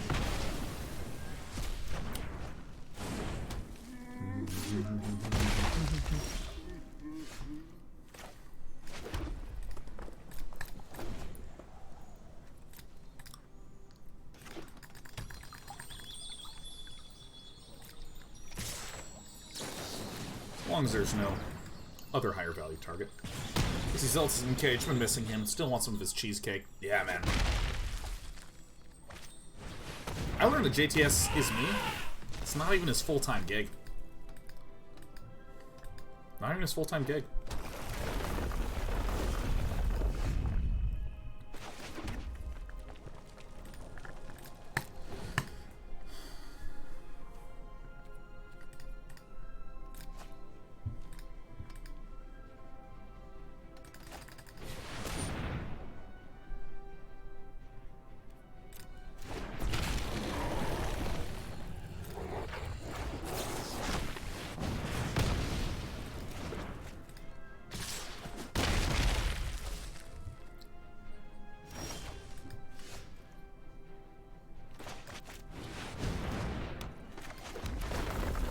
Hold off for just a moment. This is some good shit right here, man. This is kind of turns we like around here at Day 9 TV. Kind of turns we like.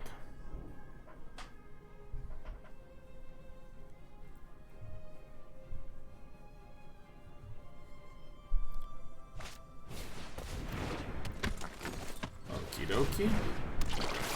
Surely, birdie. See what we get first. I think it's Chandra to zap the use. I think that's right. No green mana up.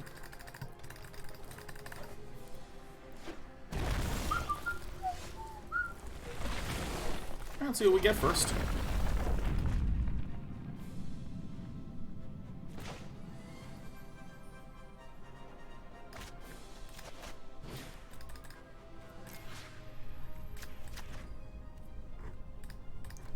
Okay, video game.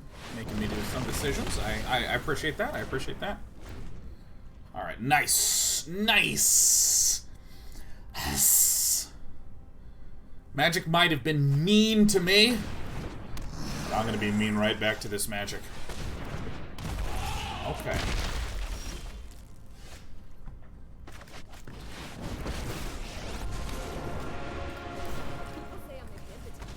Get out. Hey, Fear Chub. Thanks for the 5 gifted subs, Fear Chub. On our tough day. On our very, very tough day. And Fear Chub, I'm doing quite well. And pretty gosh darn damn well.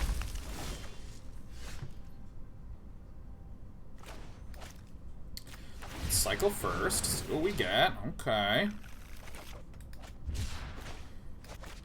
I can do this, and then I can get this down. We're looking for a 2 damage spell. That's not it. That's it. Shoot this. Get rid of this one. Redraw. Storm's Wrath. Very, very nice. Oh, it's just working well. Fear Chub's a small wedding gift for you and our large family. There are a lot of family members here, you will admit. There are quite a bit.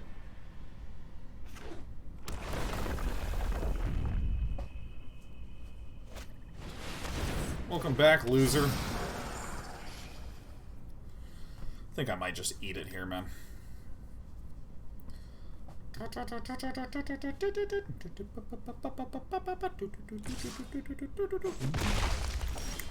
flickering here. Alright, well, I'm a very lucky boy. Feel that damage.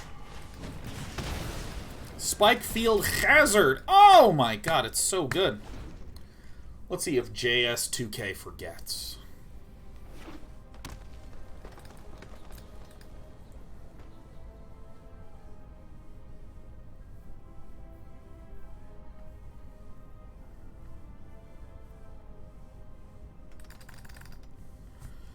Show me what you got.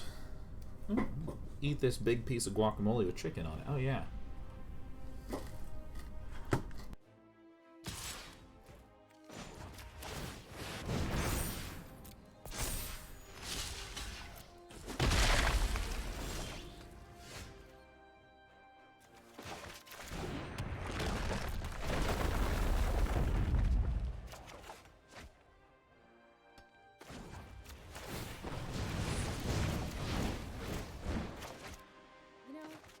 Do what feels right.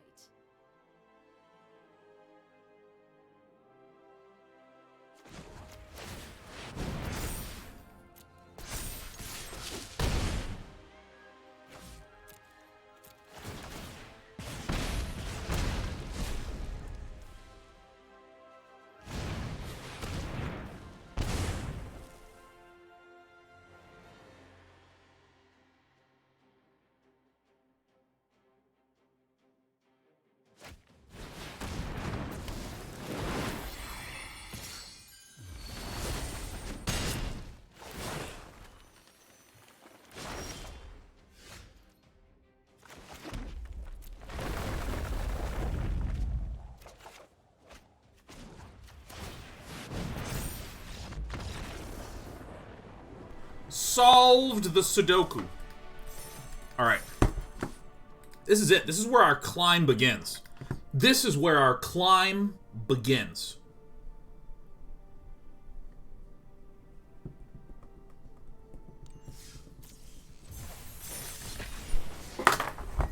BRB.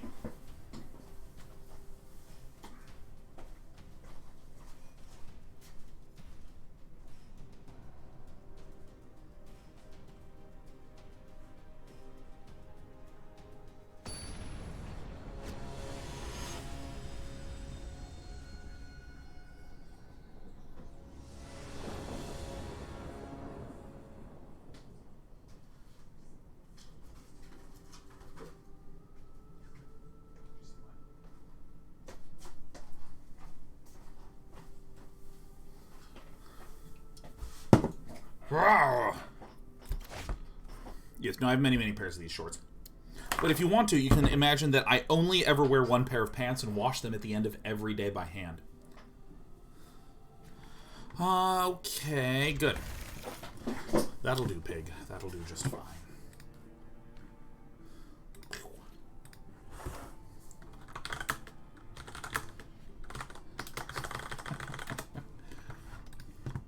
Alright, so I'm gonna do this first. I'm not sure what we're up against. It's a Luris of the Dream Bend deck.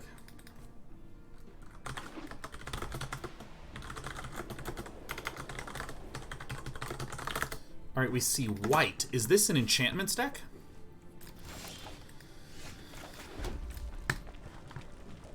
I don't know.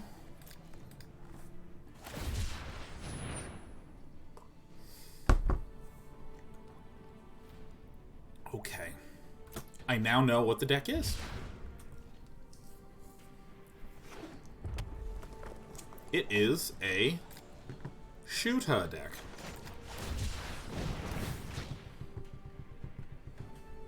Okay.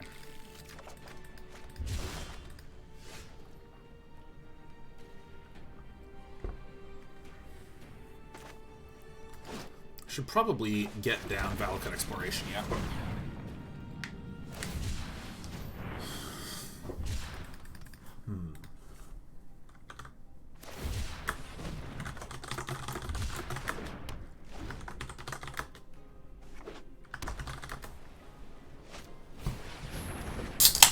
Drannith Healer is A-okay by me.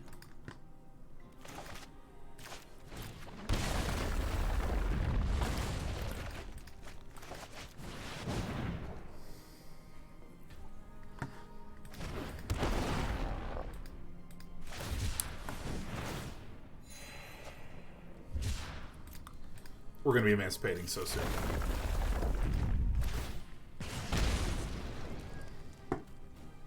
I wonder what our trick is here. Oh, whoa!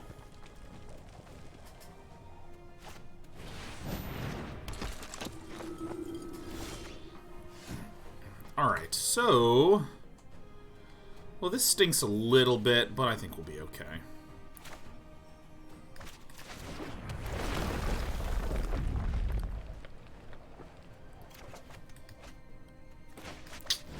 Fuck.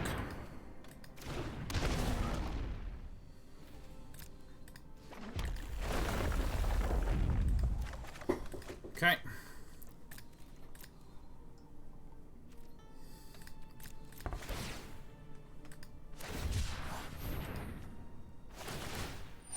Alright, heals, heals. That's fine, that's fine, that's fine, that's fine.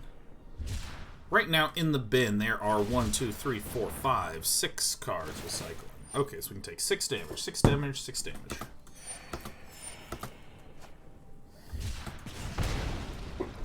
Don't hate, emancipate.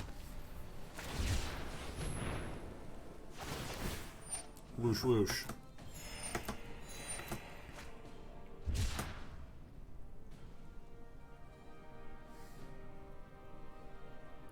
I have to manage this very carefully. Alright, 1, 2, 3, 4, 5, 6, 7. 7, we have 17. 17, okay. This is nice. This helps, this helps.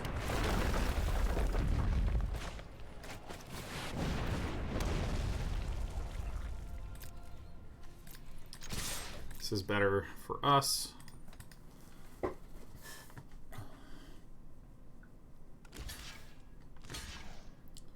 Terrific.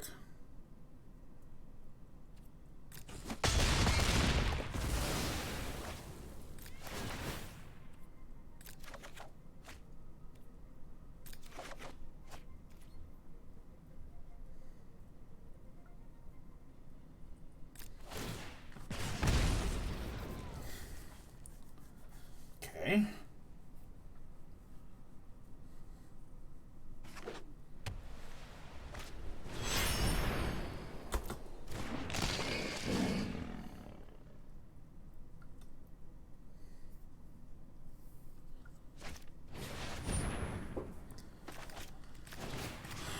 We're relatively close. We're relatively close. We're relatively close. If we draw something that deals 3 damage, we win immediately.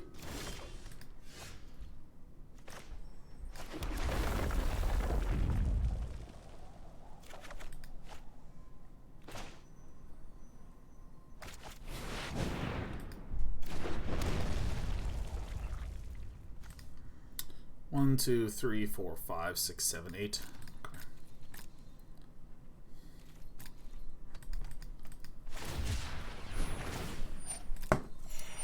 Okay.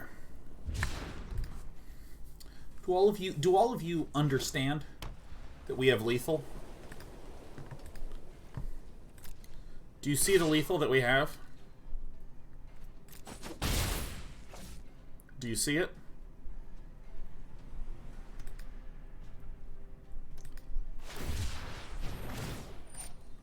So I'll show it to you. I'll show you the lethal. Alright, now the question is, how much damage will we deal? How much damage will we deal? How much damage are we going to deal? Well, if we have this out, and we can deal 1 damage to it, that gets 9x'd, and then we deal 9 damage to our opponent, which gets 9x'd.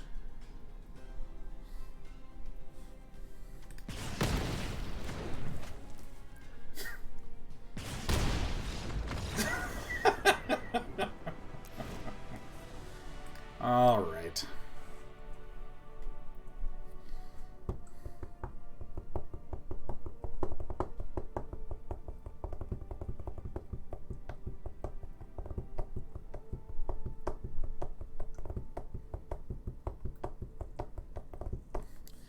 I'm just gonna get rid of 2 of these and bring in 2 of these and just ship it back.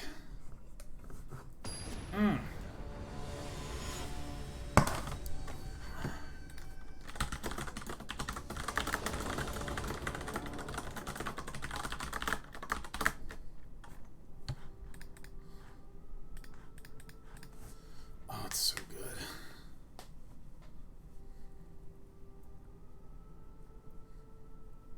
Yeah, 81 damage is really nice. It's like I think one of the better amounts of damage that we've had here in Day 9 TV. Yeah. Clickety clack. Alright.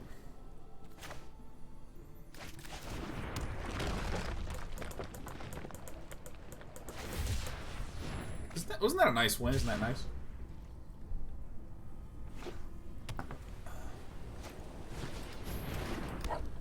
Nice.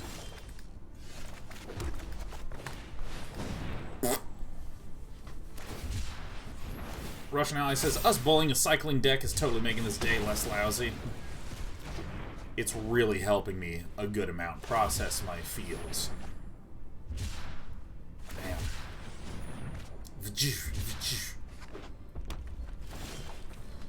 I think the Shatterskull Smashing comes down. No, this is what goes down for sure.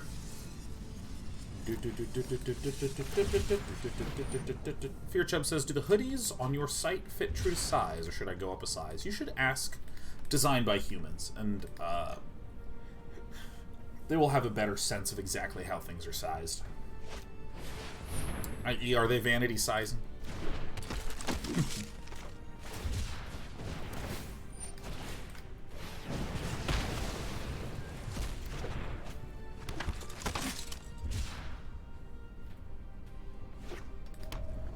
Yes, this feels damn good, what we're doing right here.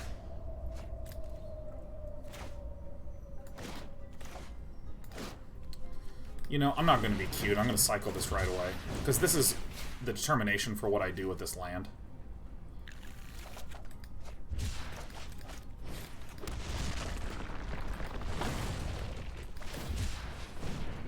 Spartan Donut at 99 months! Kamikaze, if you want to see my thoughts on Frost Giant, go to the VODs right now and go to the start of today's episode. Episodal. See it all.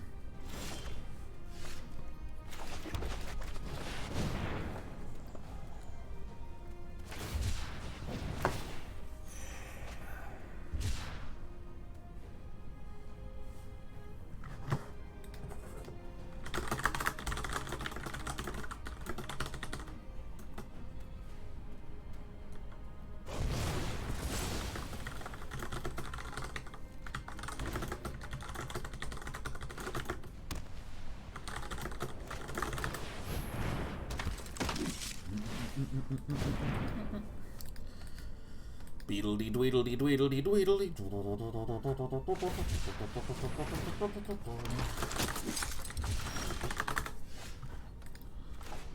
Okay. I mean, this is not, per se, the correct decision. But it's my decision. You know what I mean?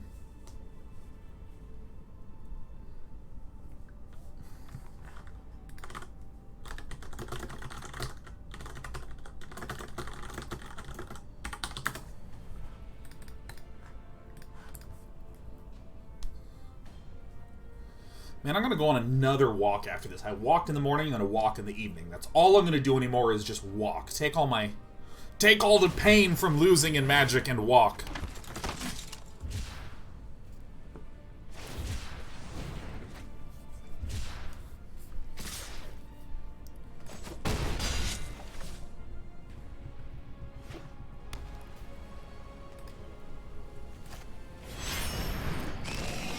Got him. Let's see here. Damn it, don't got him. 1, 2, 3, 4, 5. Crap crud.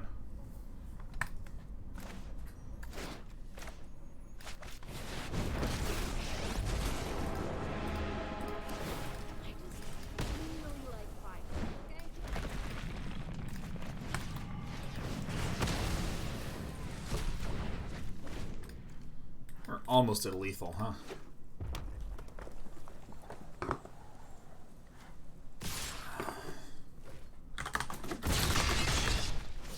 Bing, bang, bong. I do not think this is the play. One. Is that it? Actually, 1, 2, 3, 4, 5, 6, 7, 8, 9, 10, 11. Yeah, is that it? 12. And then that's the flare. Nice. Nice. Dong.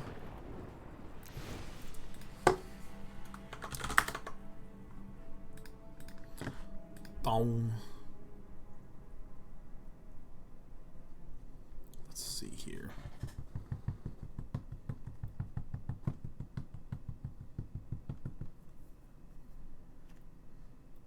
Let's put another one of these. A little bit more control. Dong. I was trying to be a little bit too bold. BLD bold.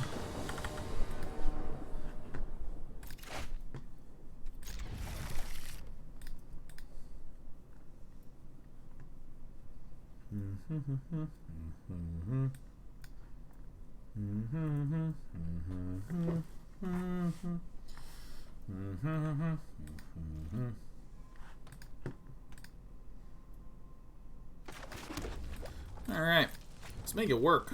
Let's make it work. I think I actually am gonna. Well, not anymore.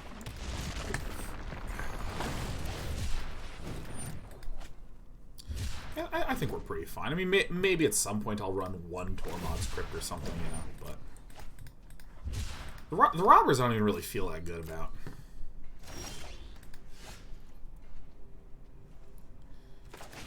Correct me if I'm wrong, but do I see correctly that Zor Eba has but a land? Oh, because we take those for sure. We definitely take those.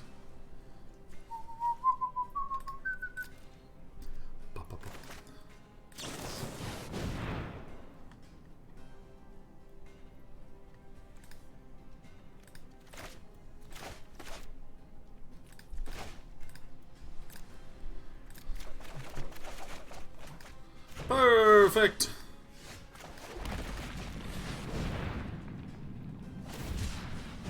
Cycle this. Oh yeah, no, absolutely. We take these. We take these wins, man.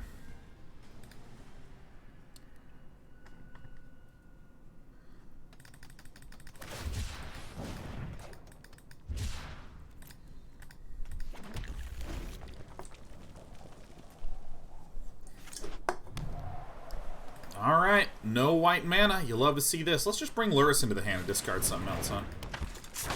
A Dranny Pal. Ooh. Ooh. Ooh. Oh. Oh, Fiery Emancipation feels so good.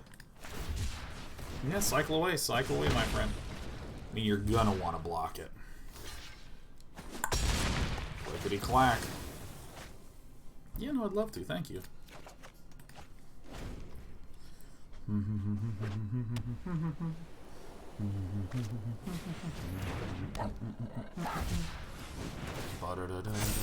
So this is, I mean, this is going to be 12 damage to the dome. 12 and 3 and 3 is still not enough. Maybe we just get another Fiery Emancipation. I don't know. Alright, well, let's bang and a bong. Shoot this. Can cycle a few more times, deals billion damage. A Legend VD! Another obscure and unusual deck builder joining on our fine day. How are you, Legend VD, man? I'm having myself a lot of fun with my mono-red Fiery Emancipation list. Climbed a diamond with it. Gonna go ahead and dome him for $1 billion next turn. Legend VD, in case you don't know, is an extraordinary YouTube content creator and Twitch streamer focused around our good game of Magic the Gathering.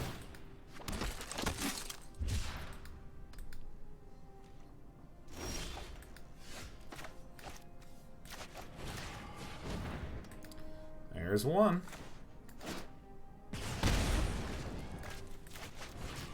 There's one.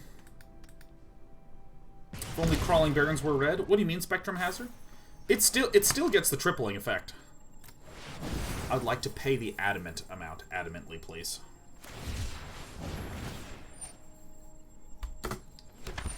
Because this is if a source you would control would deal combat damage. And Spectrum Hazard, I had the same confusion when I first started to run this deck. Because a lot of effects say, if a red source would deal this much damage, deal that much plus blah. That's like Torbrand, the red Leyline, I think does... No, the red Leyline's a little different. There's a number of other, like, red source referencing ones.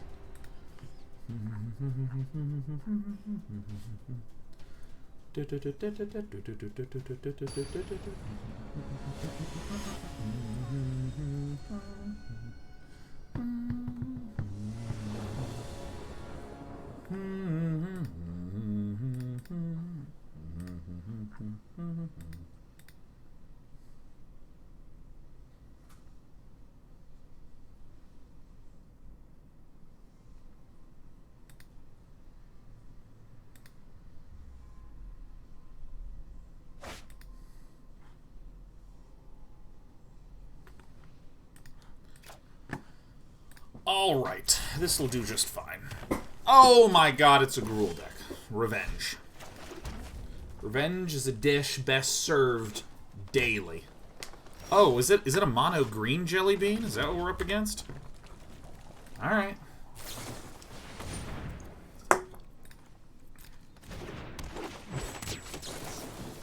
I did not mean to do that one at all. I meant to do this one and then bin that. But, you know, what can you do?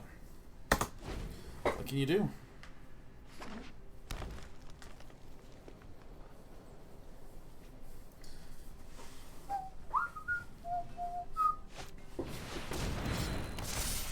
Okay, terrific. I'm gonna take it out now.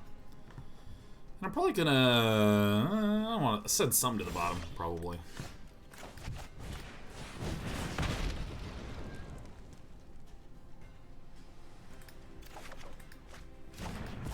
It's actually quite terrific.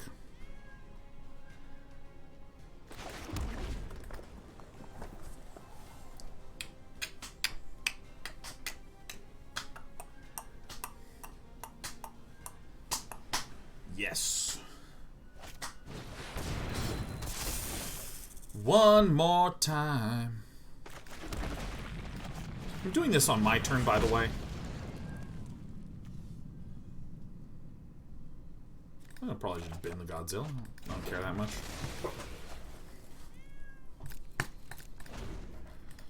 I always want to do this on my turn because this is a great mutate target.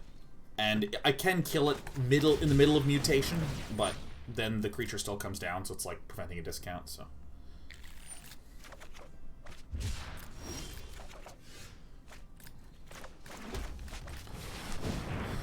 Do I wish to take that?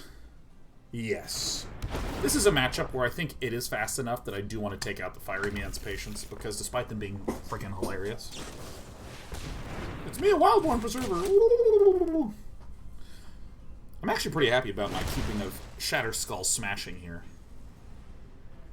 So the most that this could become is a 5/5. That's a very cute little interaction.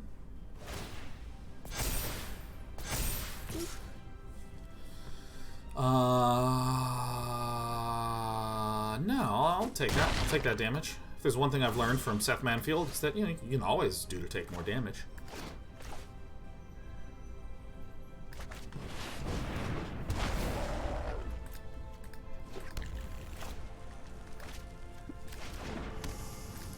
Yeah, this is good. 4 and 4. Yeah, so I can Shatterskull Smashing for quite a lot.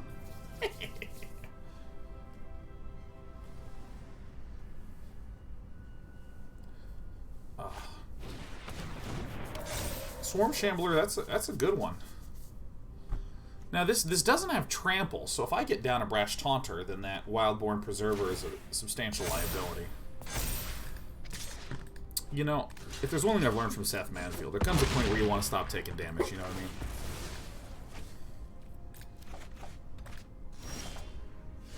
I mean? Great.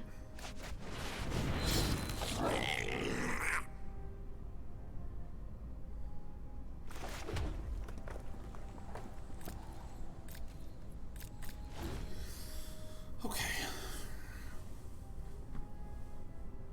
Brash Taunter is very good against the glut of green. Sure. Play them all. This is whenever it becomes the target of a spell. Just a spell. Oh, shit. It gets trample till end of turn? Ah, oh, fuck, man. Accept your out of.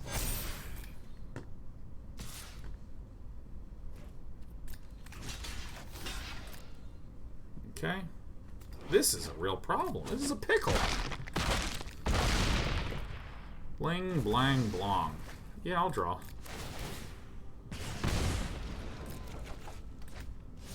Huh.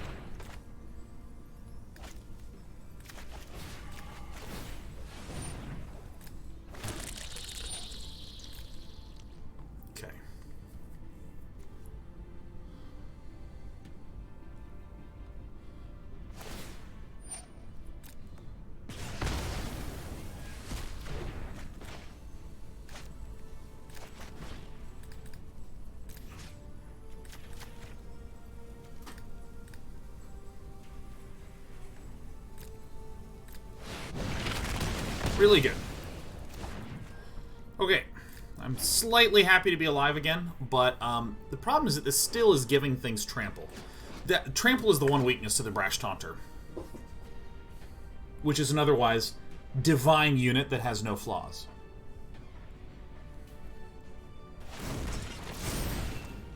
Dare you to stop this? Join the poll, Dan. Thank you.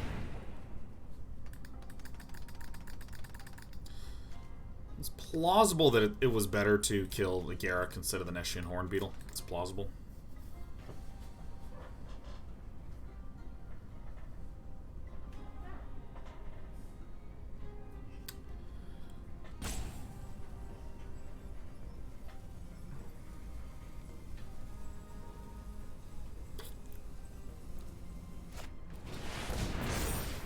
Ah, fuck.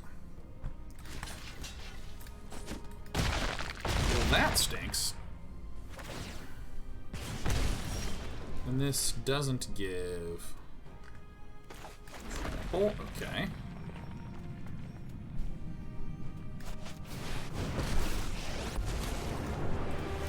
People say I'm omnipotent, whatever that means.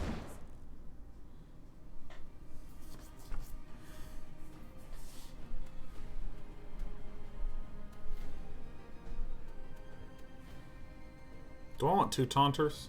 I think so.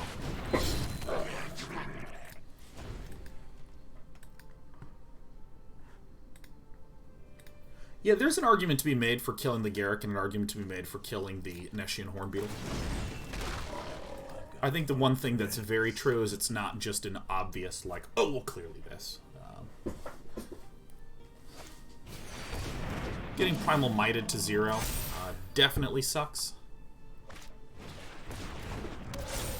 Okay, so this is where we do have a couple of those beautiful, near-perfect Storm's Wraths. Can't cast this. I'm what they call a free thinker. Get the fuck out of here. Anytime.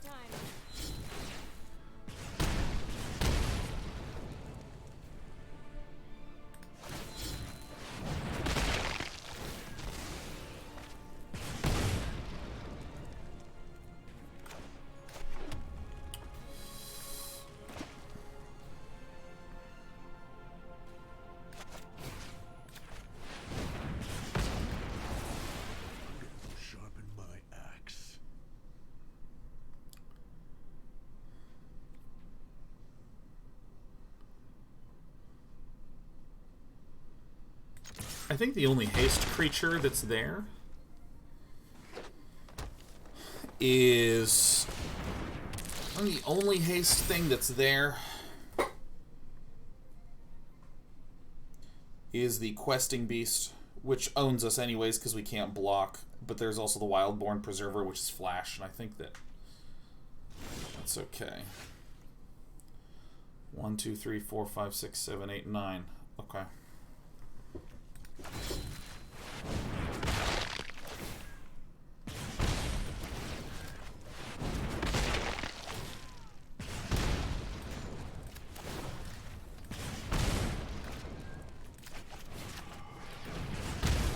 Alright.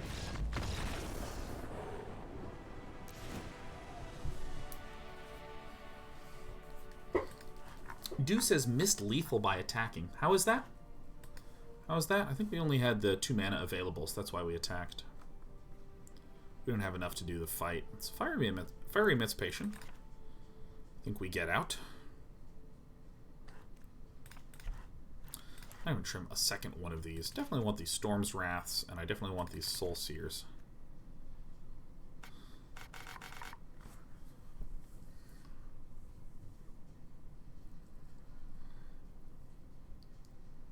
I think I just need to be fast and low to the ground.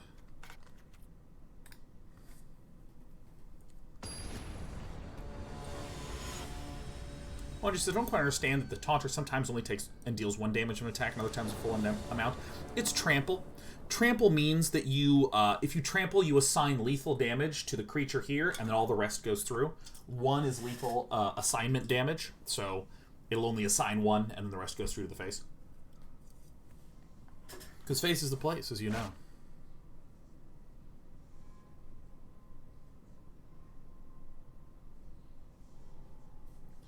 His hand is okay.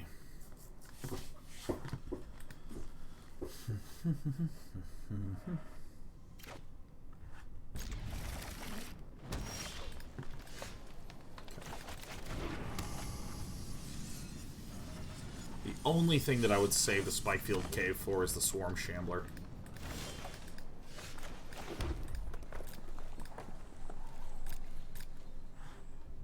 Man, saving this Shatterskull was like so amazing.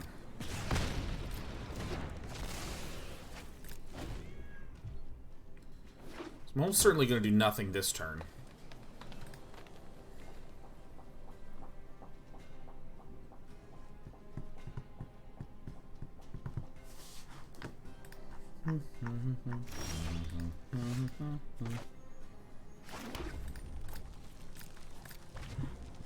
Good.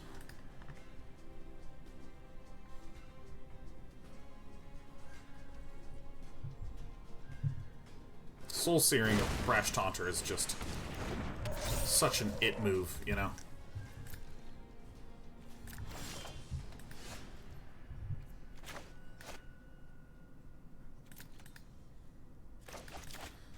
I do want to get one of these down.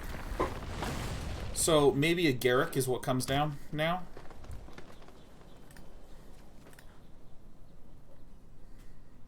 Shawarma Shambler.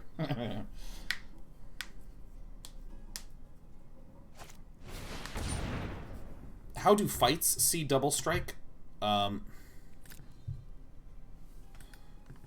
It's just one attack. A fight does not do the double striking effect.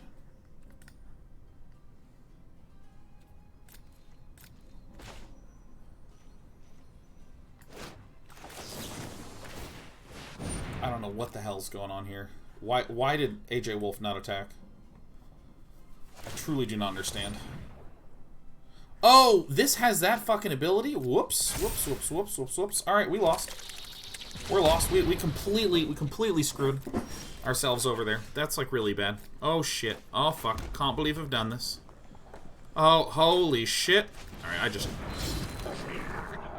I just completely forgot that this thing can put counters on itself. Alright, well. Sometimes you just learn what the card does while you're playing the game. You know, sometimes that's what happens. The good news is that my little brown cat is asleep right there in the box. That's a good reassuring moment for all of us. also have to use the restroom really badly. Being smart and hydrating.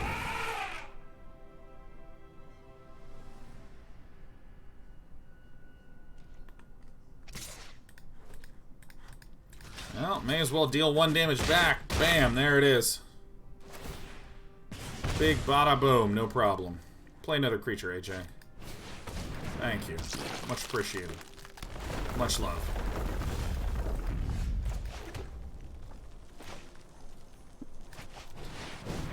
Shawarma's Wrath.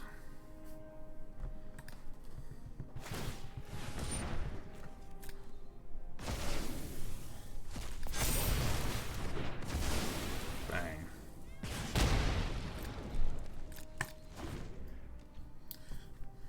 I think reducing this is good.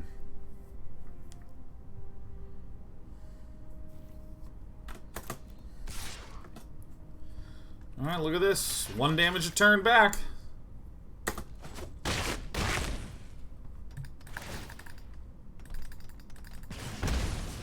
Bang.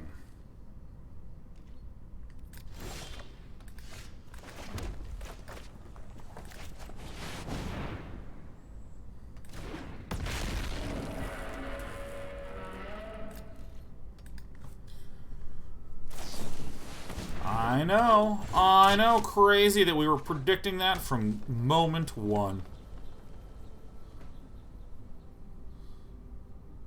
Could be getting Primal Minded for 1 billion here, which is fine.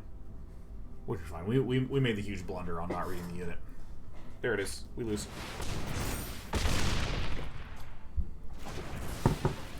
GG. Alright. That is okay.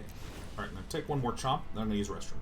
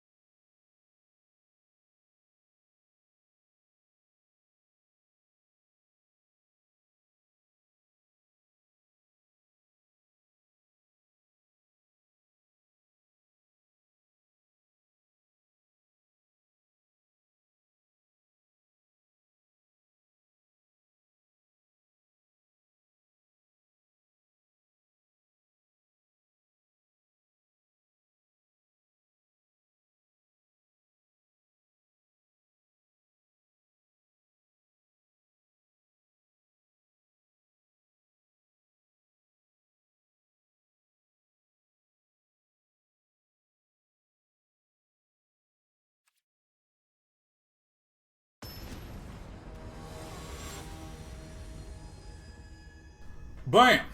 Damn and bam. Yeah. Tight. Big Red. Mono Big Red. Making it work, man. That's how we're doing it today.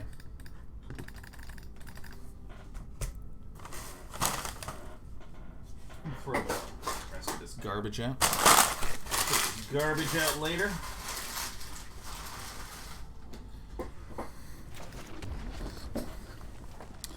I'm definitely gonna rotate out the Valakut Exploration. I just don't think it's any good here. Ashian Hornbeetle, huh?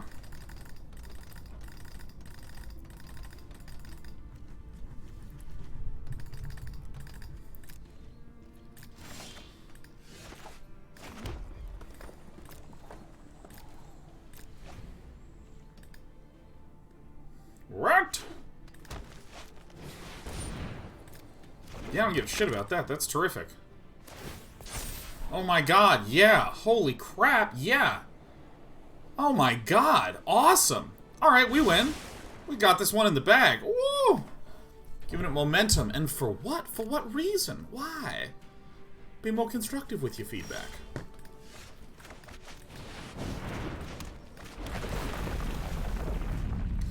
Bye, Chandra.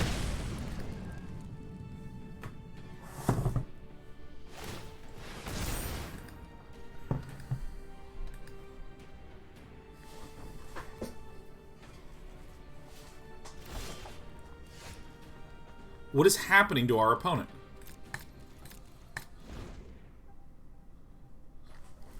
What is happening?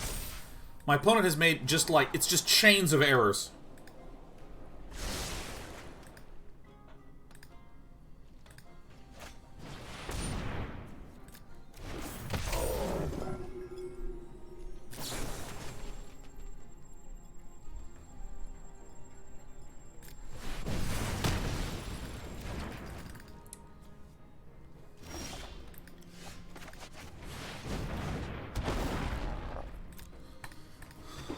O10 Journal says, might I ask the logic behind playing the exploration before the land, considering you wouldn't have a play with it? Yeah, I want to deal 1 damage. I want to deal 1 damage. I want to hurt this fool. Yorvo.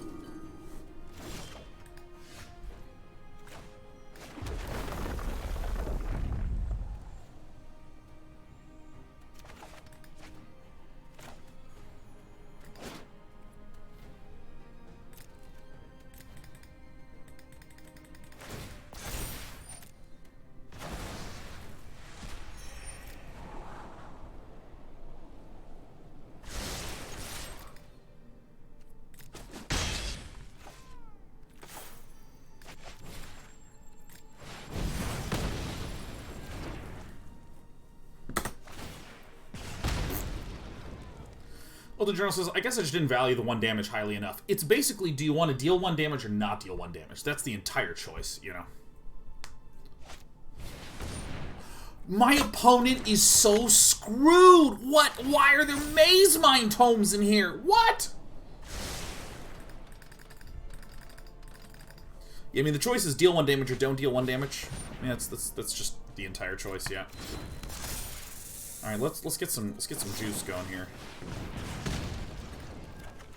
Oh yeah.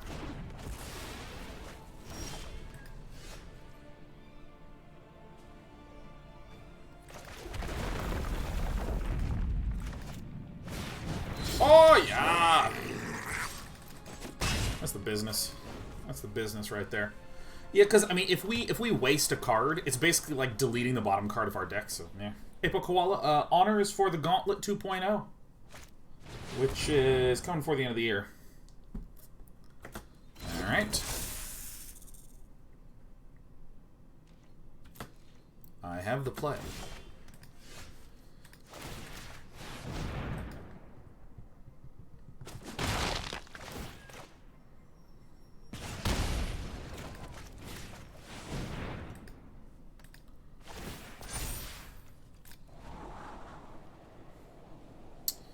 Well, I mean, I realize now I'm making a mistake. That's fine.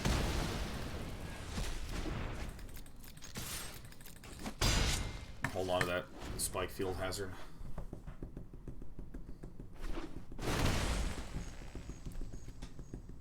What's 5? Garrick? Alright, well, I also have the play for that, which is to win the fucking game. Alright, villain can't even heal.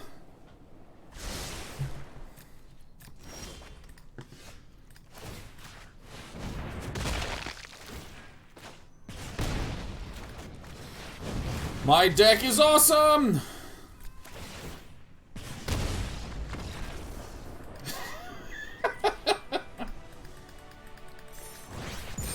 Winning games.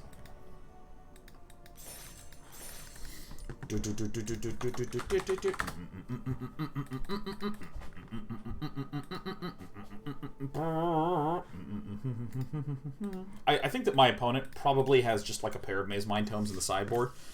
That's probably just used for more longer, slower, grindier decks, and our control deck's kind of weird. It's not like a Dimir control deck that slowly gets more value. It's sort of like we get a little stabilization, then we just spike for 1 billion damage. So Maze Mind Tomes are not actually particularly good against us. Not good enough.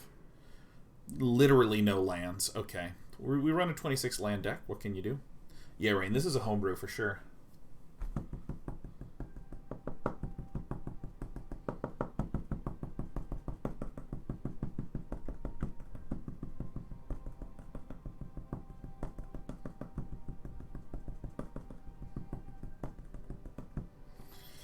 Oh, I'm going to play that song. I'm going to play that song when we get done with this.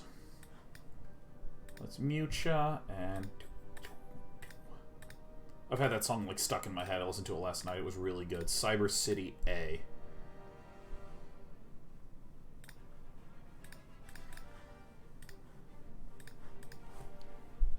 Gustavo Garcia.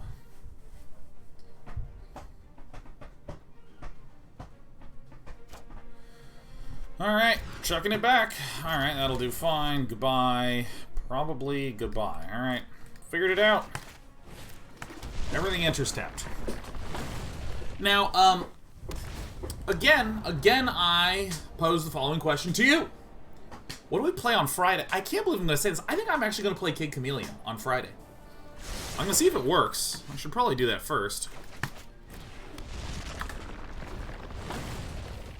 Back to Big Red. Yeah, Pagan Dolls, we were getting absolutely smashed.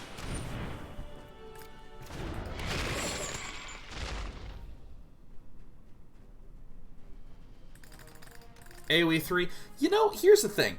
I'm not interested in playing Age of Empires 3 because I've played Age of Empires 2, which just, like, it feels like such a superior gaming experience.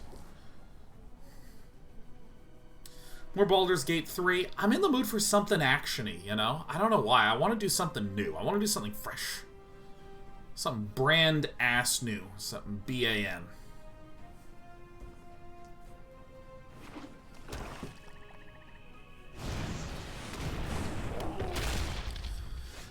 Alright, we may win this one yet, huh?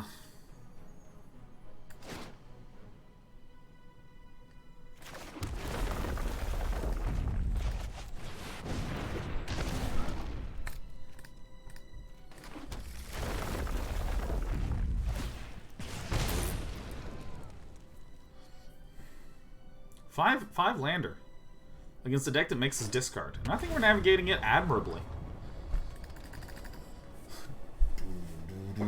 What about more Hades? Not new, but super actiony? Maybe yeah, maybe yeah. Goodbye, my friend.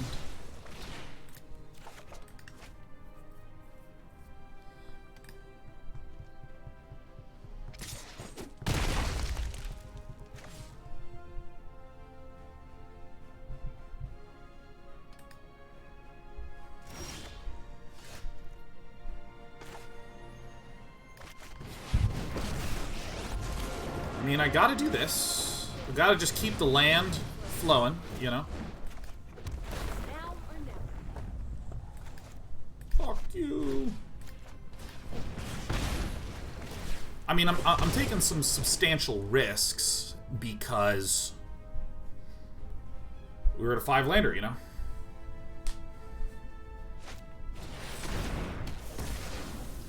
Yeah.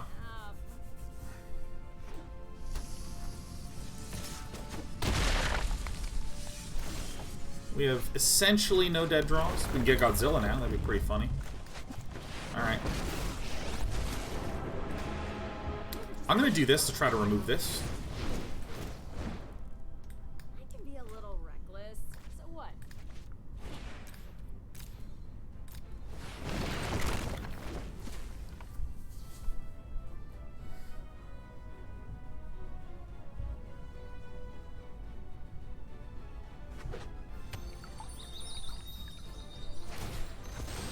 What I really want is a game to play for a week again. I gotta get my Switch hooked back up. It's in a box somewhere still. I'm pretty light about unpacking. Alright, so that can't be killed from a Single Bone Crusher. Bone Crusher needs help. But I think opponent is pretty close to being able to cast Crocs. Wow, no, actually pretty far.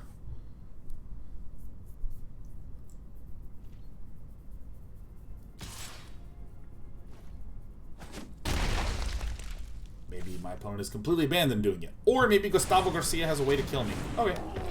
We've already binned one Storm's Wrath. That's a bit of an issue. Alright, Croxaclaws is coming to town, right? So we should think of ourselves as actually at 5 health.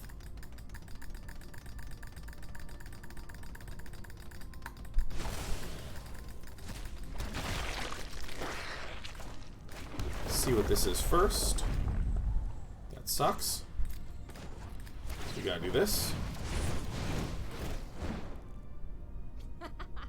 Like I think this through.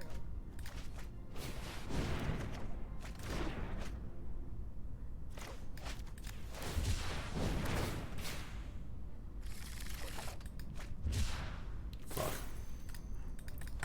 Alright. Didn't work. Couldn't pull it off. Didn't work. Okie frickin' dokie. Okay, so let's see here. These stink. These seem reasonable. I think that the Ugins seem reasonable. I think that the Phoenix of Ash seems reasonable. What do I think about Brash Taunter? What do I think about Fiery Emancipation? Or Storm's Wrath, for that meta?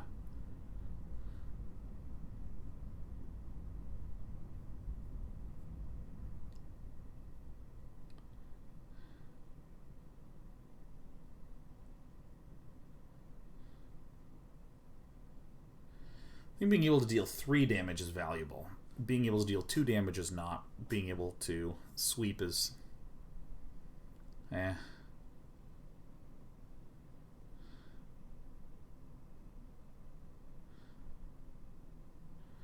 think this is actually kind of how I want to do it, is get more of these guys up.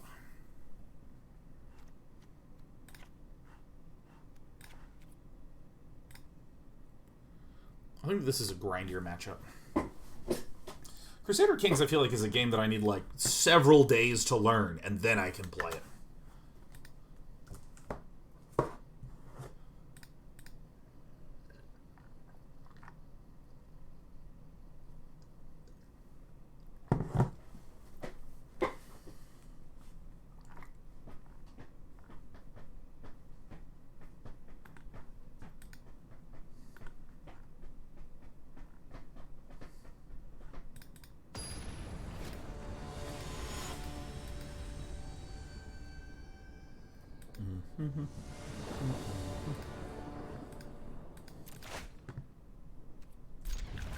Great.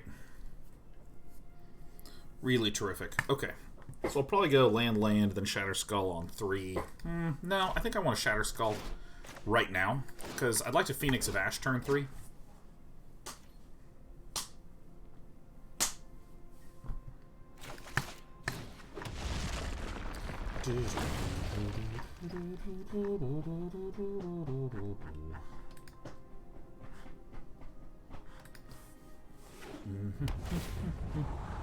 Oh, Lockwolf. Oh, fuck yes. I don't chat here much, but I have to vent about something and I would love some input. Alright. Hit me with it. Only turn 2 play is Croxa.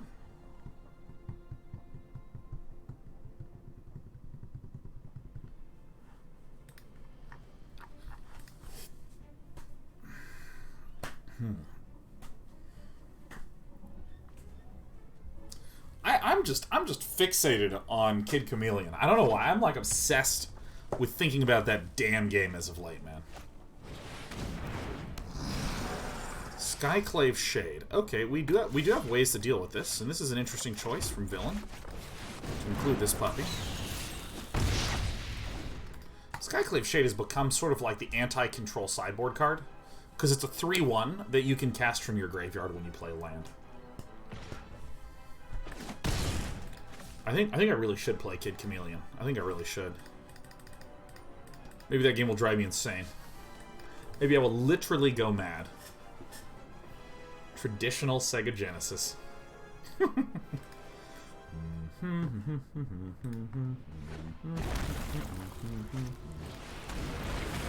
Ah, yes, more Troiten. Alright. Nice.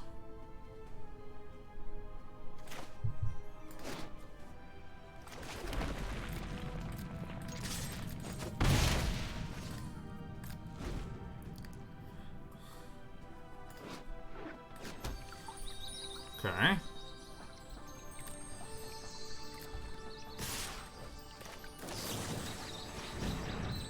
I don't really think I want to do much here. I think this is fine. Fine.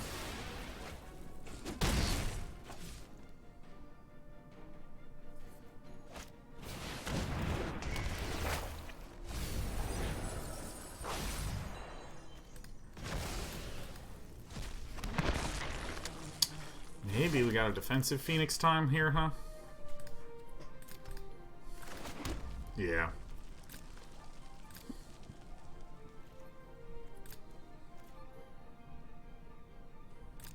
We might actually have to say goodbye to Ugin here, which sucks. I feel like I'm sideboarding wrong here. Something feels way harder about this match. I think it's the Skyclave Shade that's getting a little challenging for me. Let's just see what our opponent does first.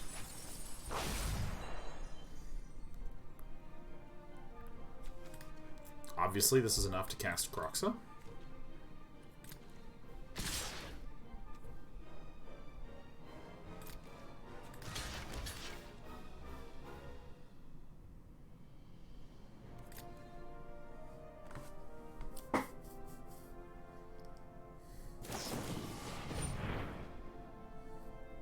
Great. Great. No, I don't have to deal with Kroxa. Alright. Awesome. Fuck yeah. Oh my god. Perfect. Nice. Nothing? Oh, yeah.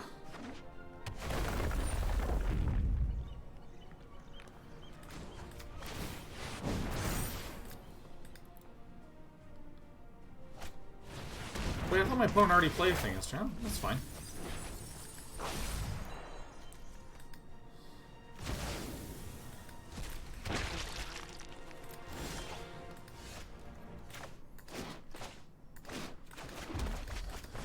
Could be very excellent news. Take that action. I think that maybe this is the odd card out.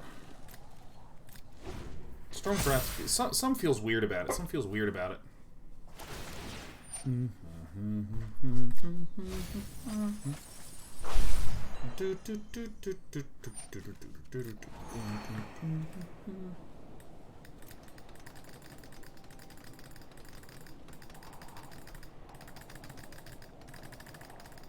Two top, no bot. Okay.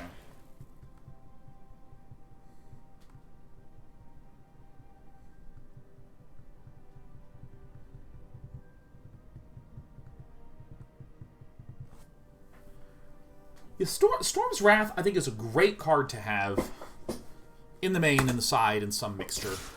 Perfect, perfect, perfect, perfect, perfect. I think it's good to have in some mixture. It's that I'm not entirely sure what the right mixes in this matchup. Take it. Yeah, give me cards. Give me my cards.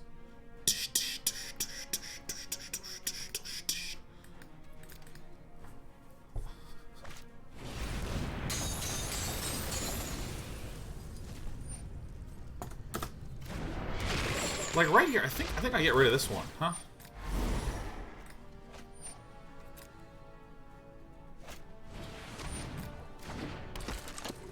Land one time. And if not, I actually think we're still okay.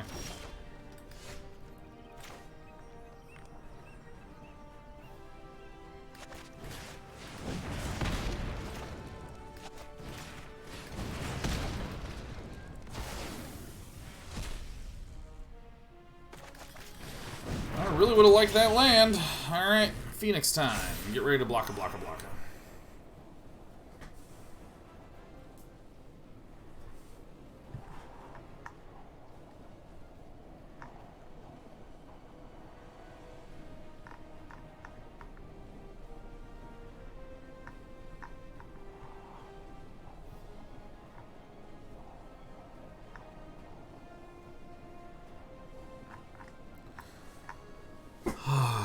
Yeah, Lockwolf, man. I am so...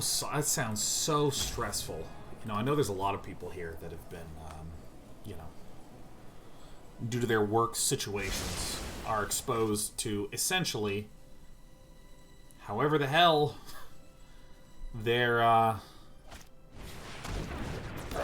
I just trade away. Perfect.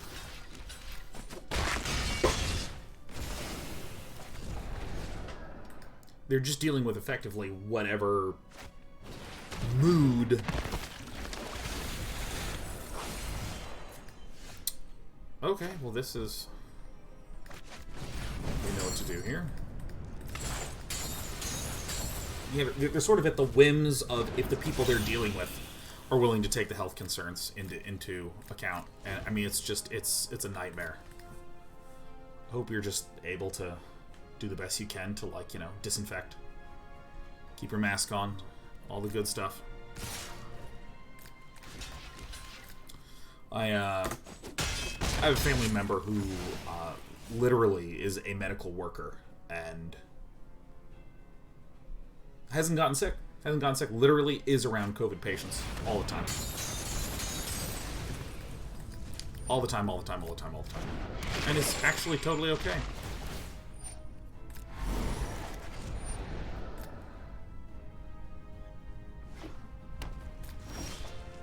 Oof.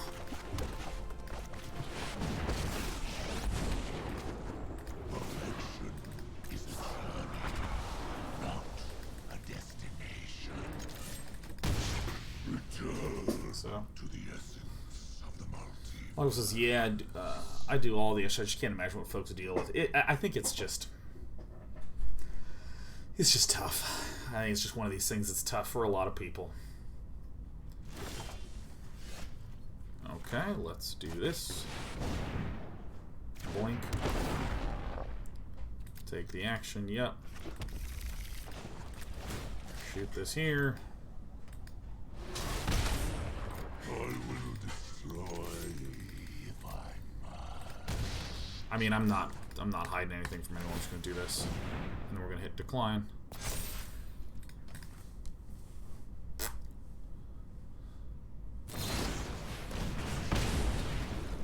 Okay.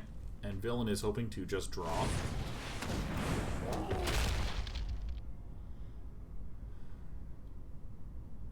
This is pretty close. Okay.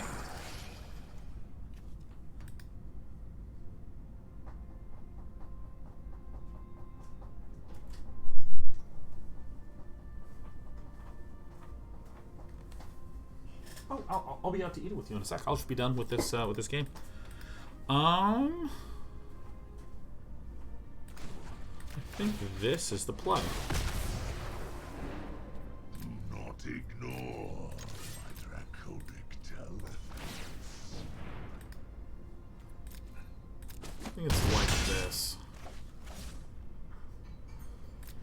We keep this in case our opponent gets a Croxa.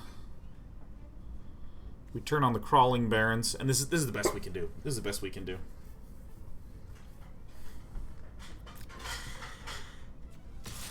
I suppose that this does leave me vulnerable to a removal spell, but